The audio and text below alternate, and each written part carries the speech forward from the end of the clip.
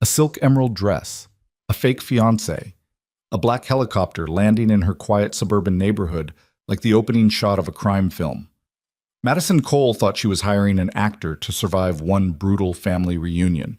Instead, she got Damian Moretti, the most feared mafia boss on the East Coast, standing at her door in a tailored charcoal suit, silver eyes colder than winter steel, saying 6 words that would shatter her entire world. I believe I'm your date tonight. What started as a desperate lie became the most dangerous love story she never saw coming. Will she survive falling for a man the entire world fears? Watch until the end, hit that like button, and comment your city so I can see how far this story travels. Tuckindi? Madison Cole's hands trembled as she fastened the clasp on the emerald dress. Silk, that cost 3 paychecks she didn't have, purchased specifically for tonight's annual Parker family reunion. The fabric clung to her like expensive armor, which was exactly what she needed. Because walking into that ballroom without protection was suicide. She checked her phone again. 6:47 p.m. The car service was supposed to arrive 13 minutes ago. Her apartment smelled like cheap lavender candles and the leftover Chinese takeout containers stacked beside her laptop. Outside her window, the October sun bled orange across the New Jersey skyline, painting her cramped studio in shades of desperation she tried hard not to acknowledge. This wasn't how her life was supposed to look at 28.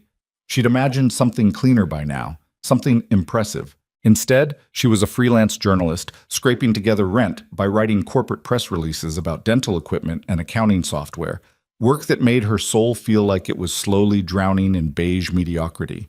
Tonight, though, she had a plan. Madison grabbed her phone and dialed the escort service again, straight to voicemail.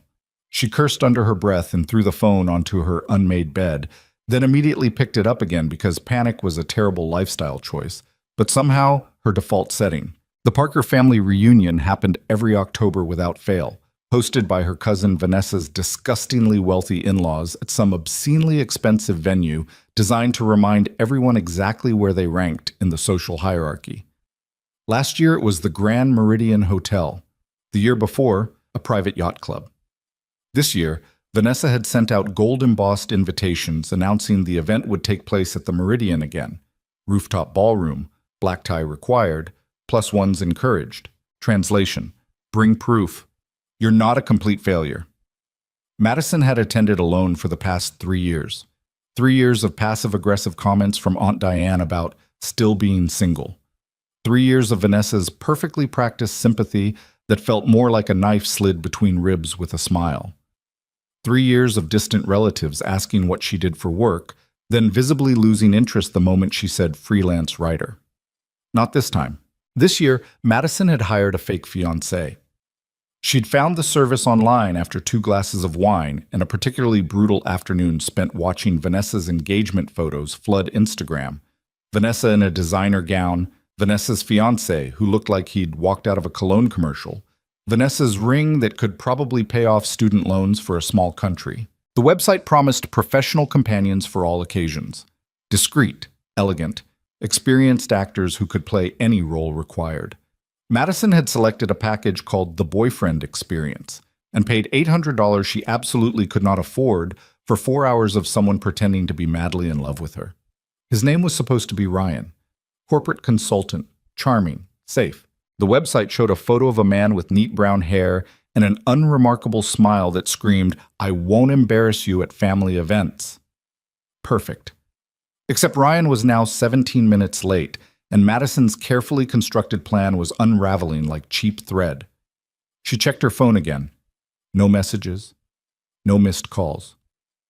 "Damn it," she whispered. Her mother had already texted twice asking if Madison and her mystery fiancé needed a ride to the reunion. The lie had started small. Just a comment during a phone call last month about seeing someone new, but her mother had run with it like wildfire, telling everyone in the family that Madison was bringing her serious boyfriend to the reunion this year. Now the entire Parker family expected her to show up with proof. Madison crossed to her window and looked down at the street below. No black sedan, no charming actor in a tailored suit, just her neighbor's rusted Toyota and a stray cat picking through garbage near the curb. Her chest tightened. She could still cancel, show up alone. Admit the whole thing was a desperate lie constructed by a lonely woman who couldn't stand the thought of another year being pitied by relatives who measured worth in salary figures and relationship milestones. But the thought of walking into that ballroom alone again, of watching Vanessa's perfectly shaped eyebrows lift in fake concern, of fielding Aunt Diane's questions about why she hadn't settled down yet, made Madison's stomach turn. She'd rather light herself on fire. Her phone buzzed. Madison grabbed it so fast she nearly dropped it. Unknown number, she answered. Hello? Silence. Then a man's voice, low and controlled. Madison Cole? Yes. Are you from the service? You were supposed to be here 20 minutes ago? Change of plans. Madison froze. The voice didn't match the friendly, polished tone she'd expected from Ryan, the corporate consultant. This voice had edges, weight, like it was used to giving orders that people didn't question. What do you mean, change of plans? She asked carefully. Look outside. What? Your window. Look outside. Madison's pulse spiked. She crossed back to the window and stared down at the quiet street below, suddenly aware of how exposed she was standing there in her expensive dress with the lights on behind her. I don't see anything, she said. Look up. She tilted her head toward the sky. At first she didn't understand what she was seeing. Then the sound hit her. A deep, rhythmic thumping that rattled her window glass and sent vibrations through the floor beneath her feet. Madison stumbled backward as the noise grew louder, closer, impossibly loud. And then she saw it, a black helicopter descending toward her street like something out of a military operation. Oh my God, Madison breathed. The aircraft dropped lower, rotors slicing through the October air and sending golden leaves spiraling in violent circles. Car alarms started screaming, lights flickered on in neighboring apartments. People poured out onto the street, staring upward in shock as the helicopter settled onto the narrow residential road with mechanical precision that seemed impossible. Madison's brain couldn't process what was happening. This wasn't real. This couldn't be real. The helicopter touched down. The rotors began to slow. Through her window, Madison watched her neighbors gathering on the sidewalk like extras in a movie they hadn't auditioned for, faces lit by the glow of phone cameras already recording. Then the helicopter door opened. A man stepped out. Madison's breath stopped. He wore a charcoal suit tailored so precisely it looked like it had been designed specifically for his body. No wrinkles, no imperfections, just clean lines and expensive fabric that whispered wealth in a language Madison barely understood. His hair was dark, swept back in a way that suggested control over every detail. Even from her second-floor window, she could see the cold authority in the way he moved. Deliberate, unhurried, like someone who'd never been rushed by anything or anyone in his entire life. He looked up, silver eyes locked onto her window with sniper-like focus. Madison's stomach dropped. She knew that face. Every person on the East Coast knew that face. Damian Moretti, the most feared mafia boss in America. Madison's phone slipped from her hand and hit the floor. This wasn't possible. This was insane. She'd hired a fake boyfriend from a website, not a... Her door buzzer rang. Madison stood frozen in the center of her studio apartment, heart slamming against her ribs so hard she thought it might crack bone. The buzzer rang again. Move, she told herself. Do something. Her legs didn't respond. Outside, Damian Moretti waited at her building's entrance like he had all the time in the world. Madison forced herself toward the intercom and pressed the button with a shaking hand. Her voice came out barely above a whisper. Hello? Miss Cole. That same low voice from the phone call. Controlled, dangerous. May I come up? I think there's been a mistake. No mistake. I didn't hire you. I know. Silence. Madison's brain scrambled for logic and found nothing. Then why are you here? Because you needed a date, Damian said simply. And I'm offering. Madison's voice cracked. You're Damian Moretti. I am. Yes. But I... Open the door, Madison. It wasn't a request. Madison's hand moved to the door release button like it belonged to someone else. She pressed it. The lock buzzed. Somewhere below she heard the building's entrance door open and close with quiet finality.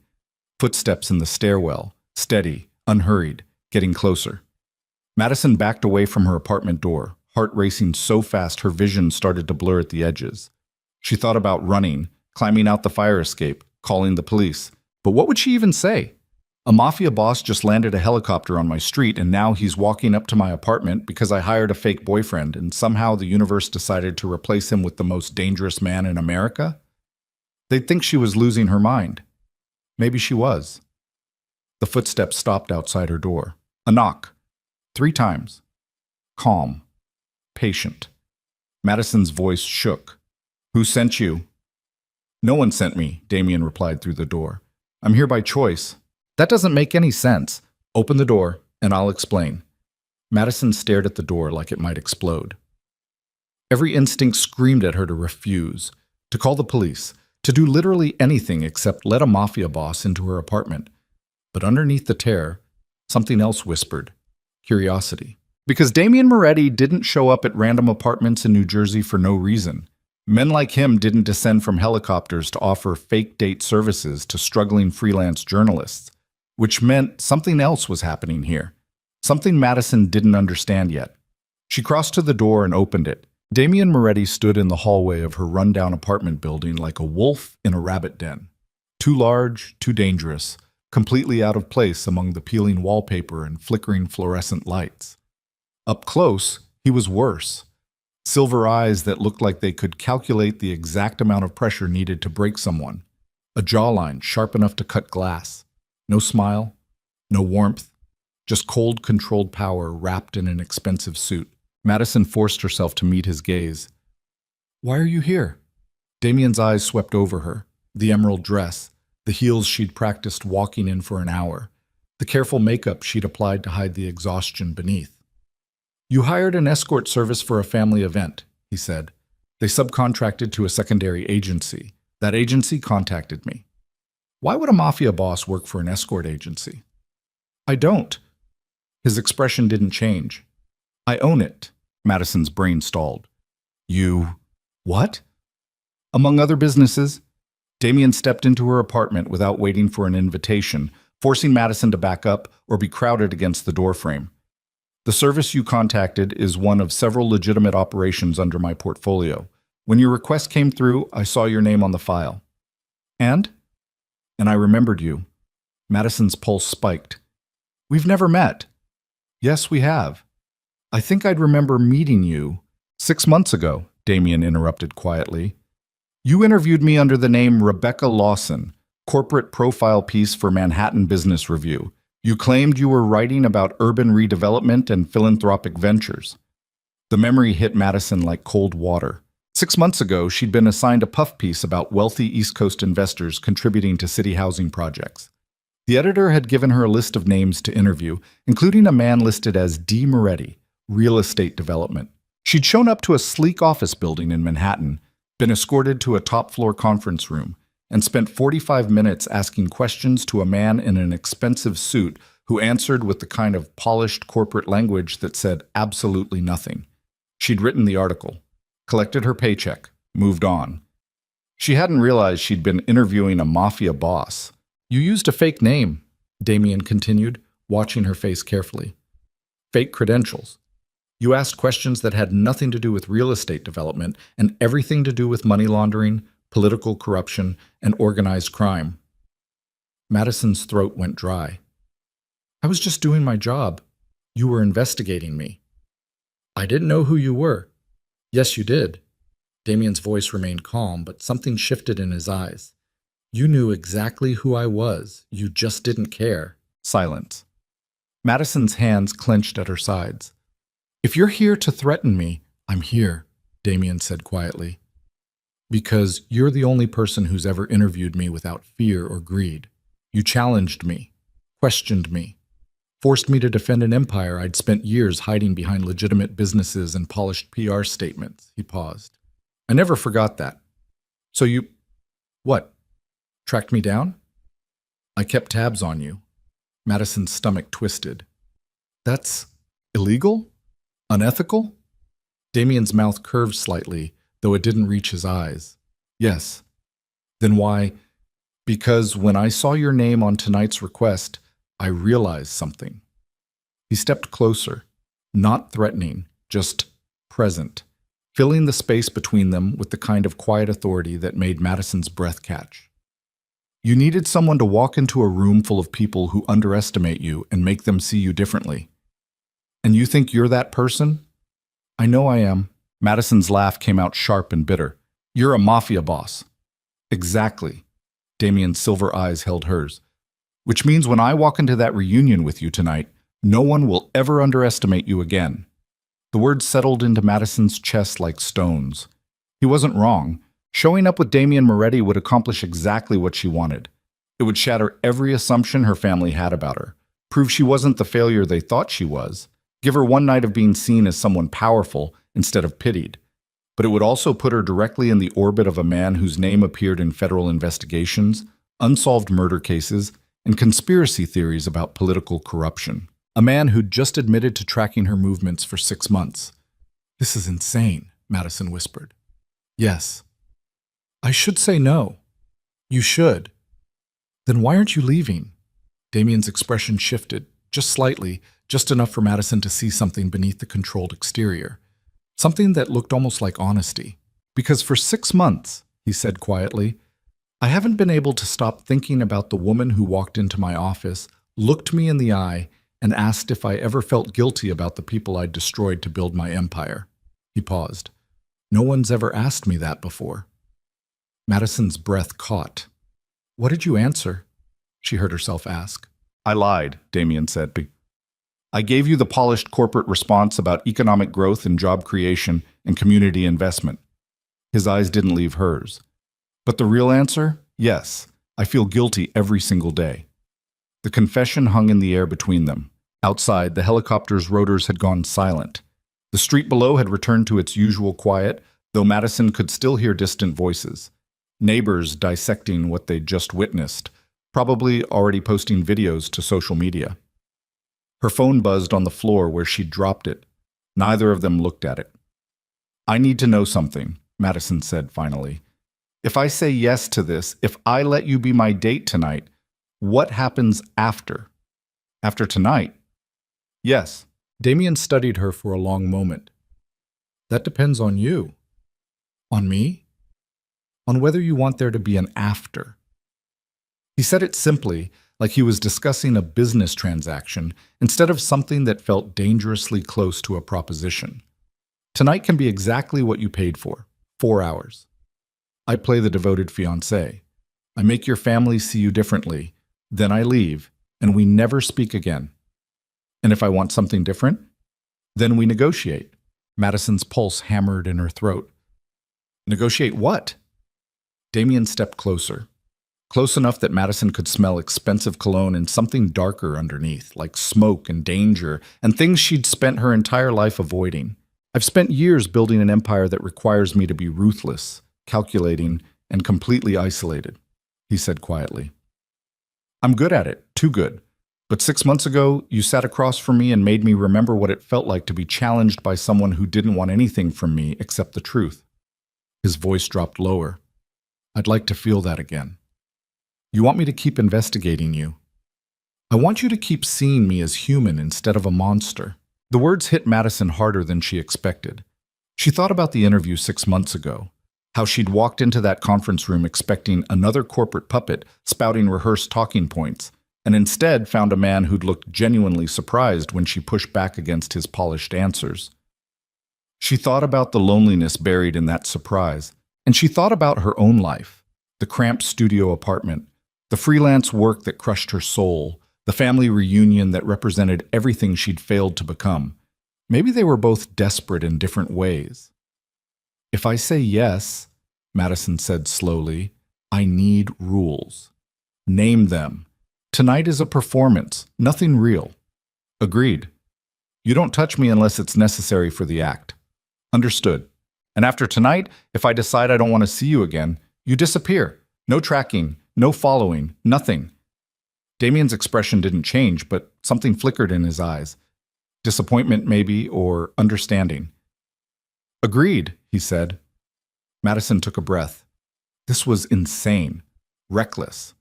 Possibly the worst decision she'd ever made, but walking into that reunion alone felt worse. Okay, she whispered. Let's do this. Damien's mouth curved into something that might have been a smile if it had reached his eyes. Then we should leave. We're already late. The reunion doesn't start until 8. We're not arriving with everyone else, Damien said. We're making an entrance. Good. The helicopter ride took 12 minutes. Madison spent all 12 of them gripping the seat with white-knuckled hands while Manhattan unfolded beneath them in a glittering sprawl of lights and steel. Damien sat across from her, calm and unbothered, like flying over the city in a private aircraft was something he did every Tuesday. He'd offered her a headset to block the noise, but Madison had refused. She needed the roar of the rotors to drown out the screaming voice in her head, asking what the hell she was doing. They didn't speak. Damien watched the city below with the detached focus of someone conducting surveillance. Madison watched him and tried to reconcile the ruthless Mafia boss from news reports with the man who'd confessed to feeling guilty about his empire. Both versions felt true. Both versions terrified her. The helicopter began its descent. Through the window, Madison saw the Grand Meridian Hotel, rising like a monument to excessive wealth. All glass and steel and rooftop terraces designed for people who measured success in helicopter landings. They're going to see us, Madison said suddenly. Damien glanced at her. That's the point. I meant my family. They're going to see us arrive in a helicopter. Yes. They're going to ask questions. Let them. The aircraft touched down on the hotel's rooftop helipad with barely a tremor. Through the tinted windows, Madison could see figures gathering near the rooftop entrance. Security, probably, or hotel staff trained to handle the kind of guests who arrived by air. The rotors began to slow. Damien unbuckled his seatbelt and stood, moving through the cabin with the easy confidence of someone who'd done this 1,000 times. He reached the door, then paused and looked back at Madison. Last chance, he said quietly. We can turn around. I'll take you home. You show up to the reunion alone and tell your family the truth. Madison's hands trembled as she unbuckled her own seatbelt. No, she said. I'm done being invisible. Something shifted in Damien's expression. Approval, maybe, or recognition. He opened the helicopter door. The October wind hit them immediately, cold and sharp, and carrying the distant sounds of the city below. Damien stepped out first, then turned and offered his hand. Madison hesitated for just a second. Then she took it. His grip was warm, steady, and completely controlled. The kind of hand that had probably signed death warrants and corporate contracts with the same pen. Madison stepped out onto the rooftop and immediately understood what Damien had meant about making an entrance. The Grand Meridian's rooftop terrace was full of people, not just hotel staff, her family. The entire Parker reunion had spilled out onto the terrace, drawn by the sound of the helicopter landing. Madison's mother stood near the glass doors, one hand pressed to her mouth in shock. Aunt Diane clutched her champagne glass like it might explain what was happening. Vanessa stood frozen near the railing, perfectly styled hair whipping in the rotor wash, her expression somewhere between disbelief and fury. Every single person stared at Madison and Damien like they'd descended from another planet. Damien's hand moved to Madison's lower back, possessive, protective, exactly the kind of touch a devoted fiancé would use. Ready? He murmured. Madison's heart slammed against her ribs. No, she whispered back. Good, Damien said. Fear keeps you sharp. Then he guided her toward the crowd. The walk from the helicopter to the rooftop entrance felt like miles. Every step brought them closer to the frozen tableau of Madison's relatives, all of whom were now processing the fact that she'd arrived at a family reunion via private helicopter with a man who looked like he'd walked out of a crime thriller. Madison's mother recovered first. Madison? Her voice cracked with confusion and something that might have been pride. Sweetheart, what? How? Mom? Madison forced her voice to stay steady. Sorry we're late. Traffic was terrible. Behind her mother, someone laughed. A sharp, disbelieving sound that cut through the wind. Vanessa. Traffic, Vanessa repeated, stepping forward in her designer gown and 5-inch heels that probably cost more than Madison's rent. You avoided traffic by taking a helicopter. Seemed efficient, Madison said. Vanessa's eyes moved to Damien, and something changed in her expression. Recognition, fear. She'd clearly seen his face in the news, in tabloids, in the kind of media coverage that followed men who operated in the shadows of legitimate society. And you are? Vanessa asked, though her voice had lost its usual confidence. Damien smiled, cold and polite, and absolutely terrifying. "Damien Moretti," he said smoothly. "Madison's fiancé." The silence that followed could have shattered glass. Madison watched the information spread through the crowd like a shockwave. Whispers erupted. Phones appeared. Her relatives stared at Damien with the kind of horrified fascination usually reserved for natural disasters or celebrity scandals. Aunt Diane looked like she might faint. Madison's mother just stared, caught between confusion and something that looked disturbingly like approval. "Fiancé?" Her mother's voice was barely audible over the wind. "Since when?" "Recent development," Madison said quickly, before her mother could finish the sentence and expose the lie. "We've been keeping it private." "Private?" Vanessa echoed, her eyes narrowed. "How convenient." Damien's hand tightened slightly on Madison's back, a silent warning or reassurance, she couldn't tell which. "Shall we go inside?" he said pleasantly, as if he hadn't just dropped a bomb into Madison's family reunion. "I'd love to meet everyone properly." No one moved. Then Madison's mother stepped forward, composure rebuilding itself like armor. "Of course. Yes, let's go inside. Dinner is about to be served." She turned toward the glass doors and the crowd slowly followed, still staring, still whispering, but moving. Vanessa lingered. "This is insane," she hissed at Madison as the others filed past. "You can't actually expect anyone to believe—" "Believe what?" Damien interrupted quietly, his voice carrying a weight that made Vanessa's words die in her throat. "That your cousin is engaged to someone successful?" "Successful?" Vanessa's laugh was sharp. "You're a businessman," Damien finished smoothly. "Real estate development, import-export, several venture capital portfolios. Perhaps you've read about my work in the financial press?" The polite thread underneath the words was impossible to miss. Vanessa's face went pale. Yes, of course." She stepped back, then turned and followed the others inside with jerky, uncertain movements. Madison waited until Vanessa was out of earshot, then looked up at Damien. "You didn't have to—" "Yes," Damien said simply. "I did." They walked into the ballroom together. The Grand Meridian's rooftop ballroom was exactly as obscene as Madison remembered. Floor-to-ceiling windows overlooking Manhattan, crystal chandeliers that probably cost more than her entire education, tables draped in white silk and set with silverware that gleamed like small weapons. The Parker family had gathered near the bar, a cluster of wealth and judgment dressed in designer labels and practiced smiles. Every single person turned to watch Madison and Damien cross the room. Damien's hand never left her back. They moved through the crowd like predators through a herd. Slow, deliberate, impossible to ignore. Madison felt every eye tracking their progress, felt the weight of whispered conversations and hastily typed text messages. For the first time in her life, she wasn't invisible. She was terrifying. And it felt incredible. Damien guided her to their assigned table, a round setup near the windows, nameplates already in position. Madison's mother had seated them with Vanessa and her fiancé, probably hoping to encourage bonding between the engaged couples. Vanessa looked like she'd rather drink bleach. Madison sat down.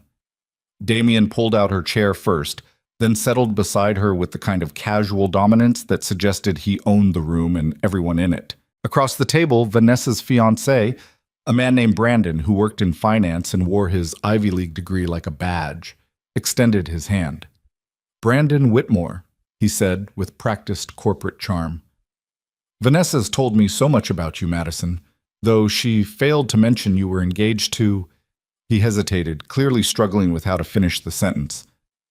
"Damien Moretti," Damien supplied, shaking Brandon's hand with exactly enough pressure to make the other man uncomfortable. "Right. Yes, Moretti." Brandon withdrew his hand quickly.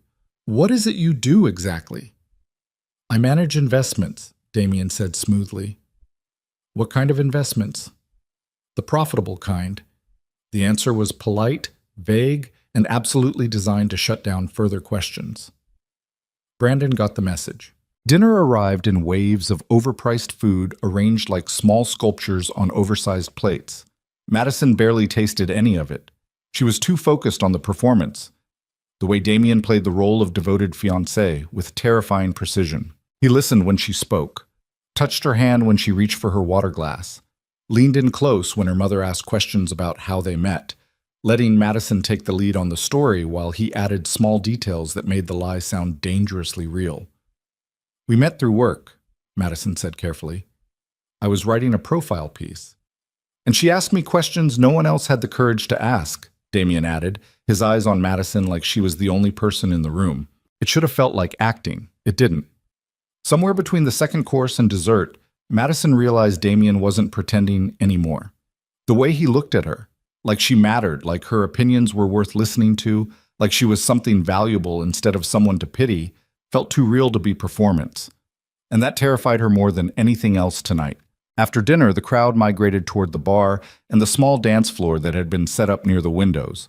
Madison excused herself to the restroom, needing 60 seconds away from Damien's presence to breathe. She was washing her hands when Vanessa walked in. "This is pathetic," Vanessa said without preamble. "Even for you." Madison met her cousin's eyes in the mirror. "I don't know what you're talking about." "You hired him," Vanessa hissed. "Don't lie. You hired a fake fiancé because you couldn't stand showing up alone again." "You're wrong." "Am I?" Vanessa stepped closer, her reflection sharp with triumph. "I know exactly who Damien Moretti is. And I know he doesn't date struggling freelance journalists who can barely afford rent." Madison's hands clenched around the edge of the sink. "So what's your plan?" Vanessa continued. "Show up tonight, make everyone think you finally made something of yourself, then disappear before anyone realizes it's all fake?" "Get out," Madison said quietly. "Or what? You'll have your criminal boyfriend threaten me?" "He's not—" The restroom door opened. Damien stepped inside like he belonged there, his silver eyes moving from Madison to Vanessa with cold assessment. "This is the women's restroom," Vanessa said sharply. "I'm aware." Damien's voice was calm, controlled, and absolutely final. "Leave." "Excuse me?" "You heard me." Vanessa opened her mouth to argue, took one look at Damien's expression, and thought better of it. She turned and left without another word, the door swinging shut behind her with hollow finality. Madison exhaled slowly. "You didn't have to—" "She was hurting you," Damien said simply. "I can handle Vanessa." "I know you can." He stepped closer. "But you shouldn't have to." The restroom felt suddenly smaller. Madison turned to face him fully. "Why are you really here, Damien?" "I told you." "No, the real reason." Her voice shook slightly. "Because this stopped feeling like a performance somewhere between the helicopter and dessert, and I need to know what I'm actually doing here." Damien was quiet for a long moment. Then he said, 6 months ago, you looked at me and saw a person instead of a monster. Do you have any idea how rare that is?" "That's not an answer. It's the only answer I have." His eyes held hers. "I've spent years being feared, respected, obeyed, but never seen. And then you walked into my office and treated me like I was human enough to be held accountable for my choices." He paused. "I wanted to feel that again. So when I saw your name on tonight's request, I took the chance." "This is insane," Madison whispered. "Yes. I should walk away right now." "You should." "Then why aren't you leaving?" Damien reached up slowly and brushed a strand of hair from Madison's face, gentle, careful, like she was something fragile instead of someone he'd just met. "Because," he said quietly, "for the first time in years, I don't want to." The confession hung between them like a lit match near gasoline. Madison's heart hammered against her ribs. Every rational thought screamed at her to step back, to end this before it became something she couldn't control. But instead she heard herself say, "What happens after tonight? That depends on you. On whether I want to see you again?" "Yes." Madison took a breath. "And if I do?" Something shifted in Damien's expression, hope, maybe, or hunger. "Then we negotiate," he said. "Negotiate what? How often? How public? How real?" His voice dropped lower. "How dangerous you're willing to let this become." The words settled into Madison's chest like stones. She thought about her cramped apartment, her failing career, her family's pitying looks. She thought about the way Damien had defended her tonight without hesitation, the way he'd looked at her like she mattered, And she thought about how lonely she'd been for so long that she'd hired a stranger to pretend to love her just to survive one family dinner. Maybe Damien was dangerous, but loneliness was killing her. Okay, Madison whispered. Damien's eyes darkened. Okay, I want to see you again. The words hung in the air between them. Then Damien stepped back, putting careful distance between them, like he didn't trust himself to stay close. Then we'll negotiate terms, he said, but not tonight. Tonight we finish the performance. And after? After, I take you home. His voice was rough. And we figure out what the hell we're doing before someone gets hurt. Madison nodded. They returned to the ballroom together. The rest of the reunion passed in a blur of champagne and forced conversations and relatives who suddenly treated Madison like she was someone worth knowing. Vanessa avoided her completely. Her mother kept staring like she couldn't quite believe what was happening. Aunt Diane asked invasive questions about wedding plans that Madison deflected with practiced vagueness. Through it all, Damien stayed close, protective, attentive, playing his role so perfectly that Madison kept forgetting it was supposed to be fake. At midnight, he leaned in close and murmured, "Ready to leave?" Madison nodded. They said their goodbyes. Madison's mother hugged her tightly and whispered, "He's different from what I expected. Be careful, sweetheart." Madison promised she would. The helicopter was waiting on the rooftop. They flew back across Manhattan in silence, the city sprawling beneath them in rivers of light and shadow. When they landed on Madison's quiet suburban street, the neighborhood was dark and still. No cameras this time, no witnesses, just autumn wind and distant sirens.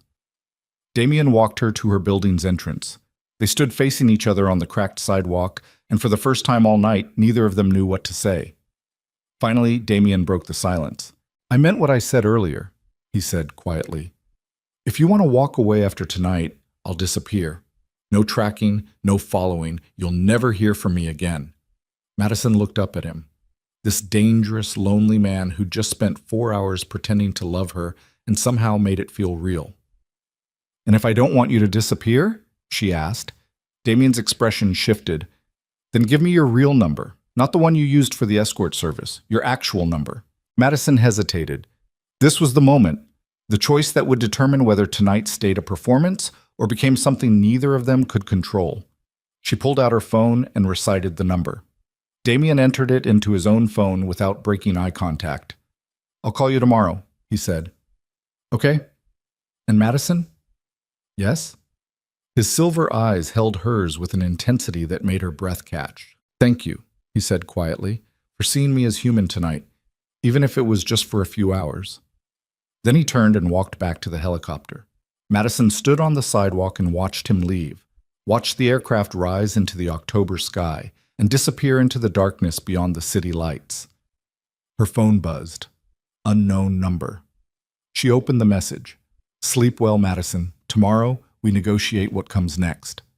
Madison stared at the text for a long moment. Then she walked inside, climbed the stairs to her apartment, and collapsed onto her unmade bed, still wearing the emerald dress. Her phone buzzed again. This time, it was Vanessa.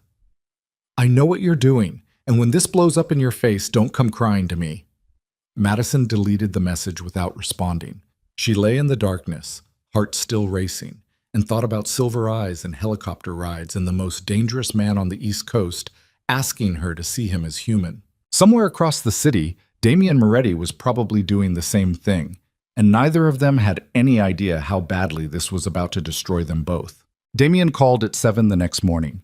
Madison was still in bed, half asleep, entangled in sheets that smelled like cheap detergent and the fading remnants of expensive perfume she'd borrowed from a coworker for the reunion. Her phone vibrated against the nightstand with enough force to rattle the empty coffee mug beside it. She grabbed it without checking the screen. "Hello?" Her voice came out rough, scraped raw by exhaustion. "Did I wake you?" Damien's voice was crisp, alert, like he'd been awake for hours. Madison sat up too fast. Her head spun. "It's 7 in the morning. I'm aware. Normal people sleep past 7 on Sundays. I'm not normal people." A pause. "And neither are you, apparently. I checked your publication history last night. You wrote a piece about pension fund embezzlement at 3 in the morning last Tuesday." Madison's stomach dropped. "You're tracking my work schedule?" I'm paying attention, Damien corrected smoothly. There's a difference. That's a creepy difference. Noted. He didn't sound particularly concerned. Get dressed. I'm sending a car in 30 minutes. For what? Breakfast. I didn't agree to breakfast. You agreed to negotiate what comes next, Damien interrupted. Negotiations require conversation. Conversation requires presence. Therefore, breakfast. Madison pressed her palm against her forehead, trying to force her brain into coherent thought. Last night felt like a fever dream. Helicopters and rooftop landings and silver eyes that looked at her like she mattered. In the cold morning light, it all seemed insane. I need more than 30 minutes, she said. You have 28 now. Damien, the car will wait if necessary, but I'd prefer punctuality. His voice softened slightly. Please, Madison. The please did something to her chest she didn't want to examine. Fine, she muttered. Where are we going? You'll see. He hung up before she could argue. Madison stared at her phone for 5 full seconds, then launched herself out of bed and stumbled toward the shower. 28 minutes later, she stood on the sidewalk outside her building wearing jeans and a sweater that had seen better days, hair still damp and pulled into a messy bun. No makeup, because there hadn't been time. A black Mercedes pulled up exactly on schedule. The driver stepped out. A man in his 50s with a military bearing and the kind of face that suggested he'd seen things that would give normal people nightmares. He opened the rear door without a word. Madison hesitated. Getting into this car meant crossing a line she couldn't uncross. Last night had been a performance, a desperate lie to survive a family reunion. This was something else. This was a choice. The driver waited patiently, expression neutral. Madison got in. The interior smelled like leather and something expensive she couldn't identify. The seats were heated. Classical music played softly through hidden speakers, something string-heavy and melancholic. The driver closed her door and returned to the front seat. Where are we going? Madison asked. Mr. Moretti's residence? The driver replied, pulling smoothly into traffic. Madison's pulse spiked. His? He thought you'd be more comfortable discussing terms in private. Private meaning his home. Yes, ma'am.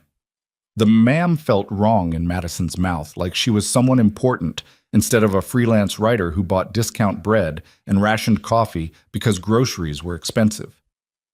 They drove through Manhattan in silence. Madison watched the city transform around them, from her neighborhood's rundown familiarity to progressively wealthier streets where buildings looked like monuments to excess.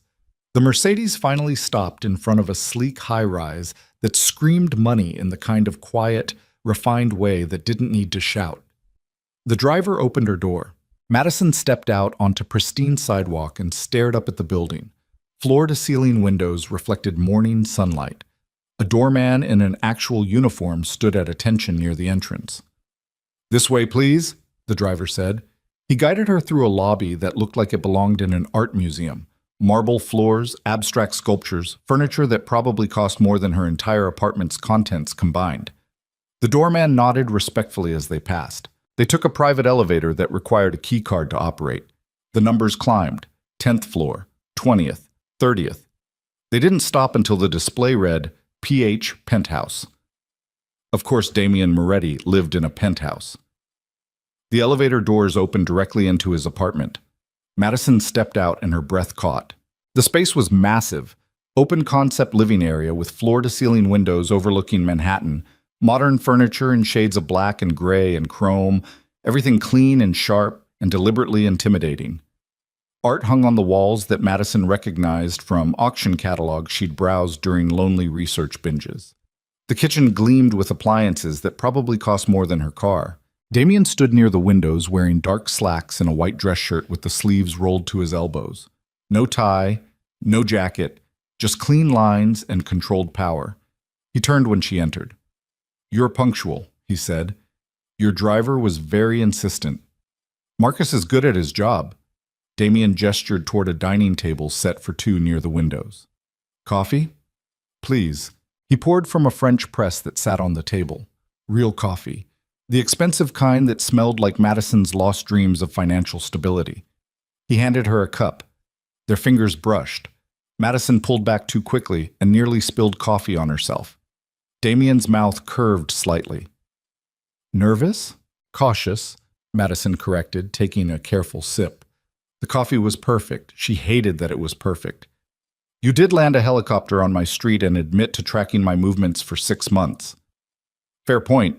Damien settled into the chair across from her with the kind of casual elegance that suggested he'd never been uncomfortable anywhere in his life. So, let's negotiate. Negotiate what exactly? What you want from me. What I want from you. Where the boundaries are. Madison set down her coffee cup. You first. I want to see you again, Damien said simply. Regularly. Not as a performance, as something real. Define real. Dinner, conversation, time spent in each other's company without the pretense of fake engagements or family reunions. He paused. I want to know you, Madison. Actually know you. Why? I told you last night. No. The real reason. Madison leaned forward. Because men like you don't pursue struggling freelance journalists unless there's something in it for them. So what do you actually want? Damien was quiet for a long moment, silver eyes studying her with an intensity that made her skin feel too tight. Honesty? He said finally. Please, I'm tired. The confession came out rough, like admitting weakness physically hurt him. I've spent 15 years building an empire that requires me to be ruthless, calculating, and completely isolated. I'm good at it, too good. But it's exhausting pretending to be a monster 24 hours a day when all I want is 30 seconds of being treated like a human being. Madison's chest tightened. And you think I can give you that? You already did. 6 months ago, when you interviewed me. Last night, when you looked at me like I was someone worth knowing instead of someone to fear. He paused. I want more of that. Even if it's selfish, even if it puts you at risk. What kind of risk? The kind that comes from being associated with me publicly. Damien's voice flattened. My world is dangerous, Madison. People who get close to me become targets, rivals, enemies, the federal government. I can protect you from most of it, but not all of it, and I won't lie about that. So why ask me to take the risk at all? Because I'm selfish, Damien said quietly. And because you're the first person in years who's made me want something other than power. The words settled between them like a lit fuse. Madison picked up her coffee and drank slowly, buying herself time to think. Outside the windows, Manhattan sprawled in morning light. A city full of normal people living normal lives that didn't involve mafia bosses and penthouse negotiations. She could leave right now. Walk out. Go back to her cramped apartment and her failing career and her quiet, safe, desperately lonely existence. Or she could stay. I have conditions, Madison said finally. Damien's expression didn't change, but something shifted in his eyes. Relief, maybe. Name them. First, I'm not your possession. We're not faking a relationship anymore, which means I make my own choices. You don't control where I go, who I talk to, or what I write. Agreed. Second, transparency. If something in your world affects me, I need to know about it. No surprises, no protecting me by keeping me ignorant. That's dangerous. That's my condition. Damien studied her for a long moment. Agreed, with one caveat. What? There are things I can't tell you because telling you makes you complicit. I won't put you in a position where you're legally required to report something I've confessed. Madison nodded slowly. That was fair. Terrifying, but fair. Third condition, she continued, I keep my career. I keep investigating stories, including stories about organized crime and political corruption. If something I write implicates your world, you don't interfere. Even if it puts you at risk? Especially then. Damien's jaw tightened. That's not acceptable. Then we're done here. Madison started to stand. Wait! Damien's voice cut through the space between them like a blade. Compromise. You keep your career, you investigate whatever you want. But if I believe a story puts you in immediate danger, I reserve the right to provide protection whether you want it or not. Protection meaning armed guards following me around? If necessary. That's going to make interviewing sources difficult. Then they'll be discreet. Damien's eyes held hers. I won't compromise on your safety, Madison. That's my line. She wanted to argue, wanted to insist she didn't need protection from a world she'd spent years investigating as a journalist. But looking at Damien's expression, the cold certainty in his eyes that said he'd burn the city down before letting her get hurt, she realized arguing was pointless. "Fine," she said. "Discreet protection when you deem it necessary." Agreed. Madison sat back down. "Anything else?" "Yes." Damien's voice softened slightly. "If at any point this becomes too much, too dangerous, too complicated, too damaging to your life, you tell me, and I let you go. No tracking, no following, clean break." "You'd actually do that?" "I'd hate it," Damien said quietly. "But yes." The honesty in his voice did something to Madison's chest she didn't want to examine. "Okay," she said. "Then we have a deal." Damien extended his hand across the table. Madison hesitated, then shook it. His grip was warm, controlled, and entirely too intimate for a business negotiation. "So what happens now?" Madison asked, pulling her hand back carefully. "Now," Damien said, "we have breakfast. And you tell me why you became a journalist." "Why do you care?" "Because I want to know you." He stood and moved to the kitchen, returning with covered dishes that he set on the table. Real eggs, real bacon, bread from a bakery in Brooklyn that only opens 3 days a week. Madison stared at the food. "You cooked?" "I had it delivered. But I can cook if that's important to you." "It's not... I just..." She didn't know how to finish that sentence. Damien uncovered the dishes and served her plate himself, movements efficient and strangely domestic for a man who probably had people killed before breakfast. They ate in silence for a few minutes. Then Damien said, "So, why journalism?" Madison stabbed at her eggs.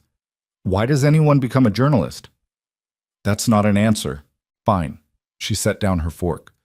"When I was 16, my father embezzled money from the company he worked for, small amounts over several years. Nobody noticed until the company went bankrupt and the auditors started digging." Damien went very still. "Did they prosecute?" "He disappeared before they could, left my mother with debt collectors and a mortgage she couldn't pay. We lost the house, lost everything." Madison's voice flattened. "I became a journalist because I wanted to expose people like him. People who lie and steal and destroy lives while hiding behind respectable facades. And now you're having breakfast with a man who's built an empire on lies and theft. I'm aware of the irony. Does it bother you?" Madison looked at him, really looked at him. At the expensive apartment and the tailored clothes and the controlled power radiating from every carefully measured movement. "Yes," she said honestly, "but you're also the first person in years who's looked at me like I matter. So I'm trying to reconcile those two things." Damien's expression shifted. "What if you can't?" "Then I walk away." Madison met his eyes. "That's what the clean break condition is for." "Fair enough." Damien resumed eating, but something had changed in the set of his shoulders. Tension, maybe, or recognition that this thing between them had an expiration date built into its foundation. They finished breakfast with safer conversation. Madison's terrible apartment, Damien's collection of first edition books he admitted he never read, the strange intimacy of learning someone through small details instead of grand confessions. By the time Marcus drove Madison home 3 hours later, she felt like she'd crossed into a different reality. One where Mafia bosses made her coffee and asked about her childhood. One where danger felt like possibility instead of threat. One where she was absolutely going to get hurt. The week that followed was surreal. Damien called every morning at 7. They talked about nothing important, what Madison was writing, what Damien was reading, whether the coffee shop on her corner was actually any good or just convenient. On Tuesday, a delivery arrived at her apartment. Expensive coffee, the same kind Damien had served her. Madison called him immediately. "You can't just send me things." "Why not?" "Because it's weird. It's coffee, Madison, not a marriage proposal." "It's expensive coffee." "Then enjoy it." He paused. "Unless you'd prefer I stop?" Madison looked at the bag of coffee sitting on her counter, smelling like every expensive breakfast she'd never been able to afford. "No," she admitted. "Don't stop." She could hear the smile in his voice. "Good." Wednesday, he invited her to dinner at a restaurant that required reservations 6 months in advance. Madison wore the emerald dress again because it was the only thing in her closet that didn't scream struggling freelancer. Damien picked her up himself this time, driving a black Aston Martin that made her neighbors stare. Dinner was perfect. Too perfect. The food tasted like art. The wine cost more than her monthly rent. Other diners kept glancing at their table with the kind of recognition that suggested they knew exactly who Damien was. Madison felt like an imposter the entire time. Afterward, Damien drove her home and walked her to her building's entrance. "Thank you for tonight," Madison said. "Thank you for tolerating my world." "It's not tolerating if I'm choosing it. Are you?" Damien's eyes searched hers. Choosing it? Madison thought about her cramped apartment waiting upstairs. Her inbox full of rejection letters from publications that didn't want her work. The quiet, desperate loneliness that had become her default state. "I don't know yet," she said honestly, "but I'm trying." Damien nodded slowly. Then he leaned in and kissed her forehead, gentle, careful, achingly brief. "That's enough," he said quietly. He left before she could respond. Thursday, everything changed. Madison was working on a story about zoning violations in Brooklyn when her phone rang. Unknown number. She answered cautiously. "Hello? Madison Cole?" A woman's voice, professional, cold. "Speaking. This is Jennifer Park from the Manhattan District Attorney's Office. I need to speak with you about Damien Moretti." Madison's blood went cold. "We know you've been seen with him publicly, multiple times. We have photos." A pause. "We'd like you to come in for a voluntary interview." "About what?" "About your relationship with Mr. Moretti and any information you might have regarding his business operations." Madison's hands started shaking. "I don't know anything about his business." "Then the interview will be brief." Jennifer Park's voice remained professionally neutral. "But I should inform you that refusing to cooperate could be viewed as obstruction, particularly if we have reason to believe you're withholding relevant information." "That's tomorrow. 10 a.m. District Attorney's Office. We'll send you the address." The line went dead. Madison stared at her phone. This was real. The danger Damien had warned her about was real. She called him immediately. "Madison?" He answered on the first ring. "What's wrong?" "The DA's office just called. They want to interview me about you." Silence. Then, "When?" "Tomorrow morning." "Don't go." "I don't think I have a choice." "You always have a choice." Damien's voice went flat and cold. The voice of a man used to making problems disappear. "Let me handle this." "Handle it how?" "By making it clear you're off limits." "Damien, you can't." "Yes, I can. And I will." A pause. "Stay home tomorrow. Don't answer your door. Don't talk to anyone from the DA's office. I'll take care of it." "That sounds like obstruction." "It's protection." His voice softened slightly. "Trust me, Madison. Please." Madison closed her eyes. This was the moment she'd known was coming. The moment when Damien's world stopped being theoretical danger and became concrete threat. "Okay," she whispered. "I trust you." "Good. I'll call you later." He hung up. Madison sat in her apartment and tried not to think about what handling it meant when a Mafia boss wanted to make a problem disappear. Friday morning, she stayed home like Damien had instructed. Her phone rang at 11. Blocked number. She didn't answer. It rang again at noon, again at 1. At 2, someone knocked on her apartment door. Madison froze. "Miss Cole?" A man's voice. Authoritative. "This is Agent Michael Ross with the FBI. We need to speak with you about Damien Moretti." Her stomach dropped. "I know you're home, Miss Cole. Your neighbor saw you this morning." A pause. "We can do this the easy way or the hard way. Your choice." Madison's hands trembled as she crossed to the door. She opened it. 2 men in dark suits stood in her hallway. One held up FBI credentials. "May we come in?" Agent Ross asked. "Do I have a choice?" "You always have a choice. But refusing to cooperate makes us wonder what you're hiding." Madison stepped aside. The agents entered her cramped apartment and looked around with the kind of professional assessment that made Madison feel like a suspect instead of a witness. "Nice place," Agent Ross said without conviction. He was younger than his partner, sharp-eyed and visibly impatient. "How long have you been seeing Damien Moretti?" "I'm not seeing him. You had dinner with him Wednesday night at Maria." reservations under his name. You left together at 10:47 p.m. Ross pulled out a tablet and showed her photos. That looks like seeing him to me. Madison's chest tightened. They'd been watching, following, building a case. We're friends, she said carefully. Friends. Ross's partner, an older man with gray hair and tired eyes, smiled without humor. When did you become friends with a known organized crime figure? I interviewed him 6 months ago for a story. About what? Urban development, real estate investment. And that interview led to a friendship? Eventually, Ross leaned against her kitchen counter. Let me tell you what we think happened, Miss Cole. We think Damian Moretti saw an opportunity. A journalist with access to sources, information, investigative resources. Someone who could be useful.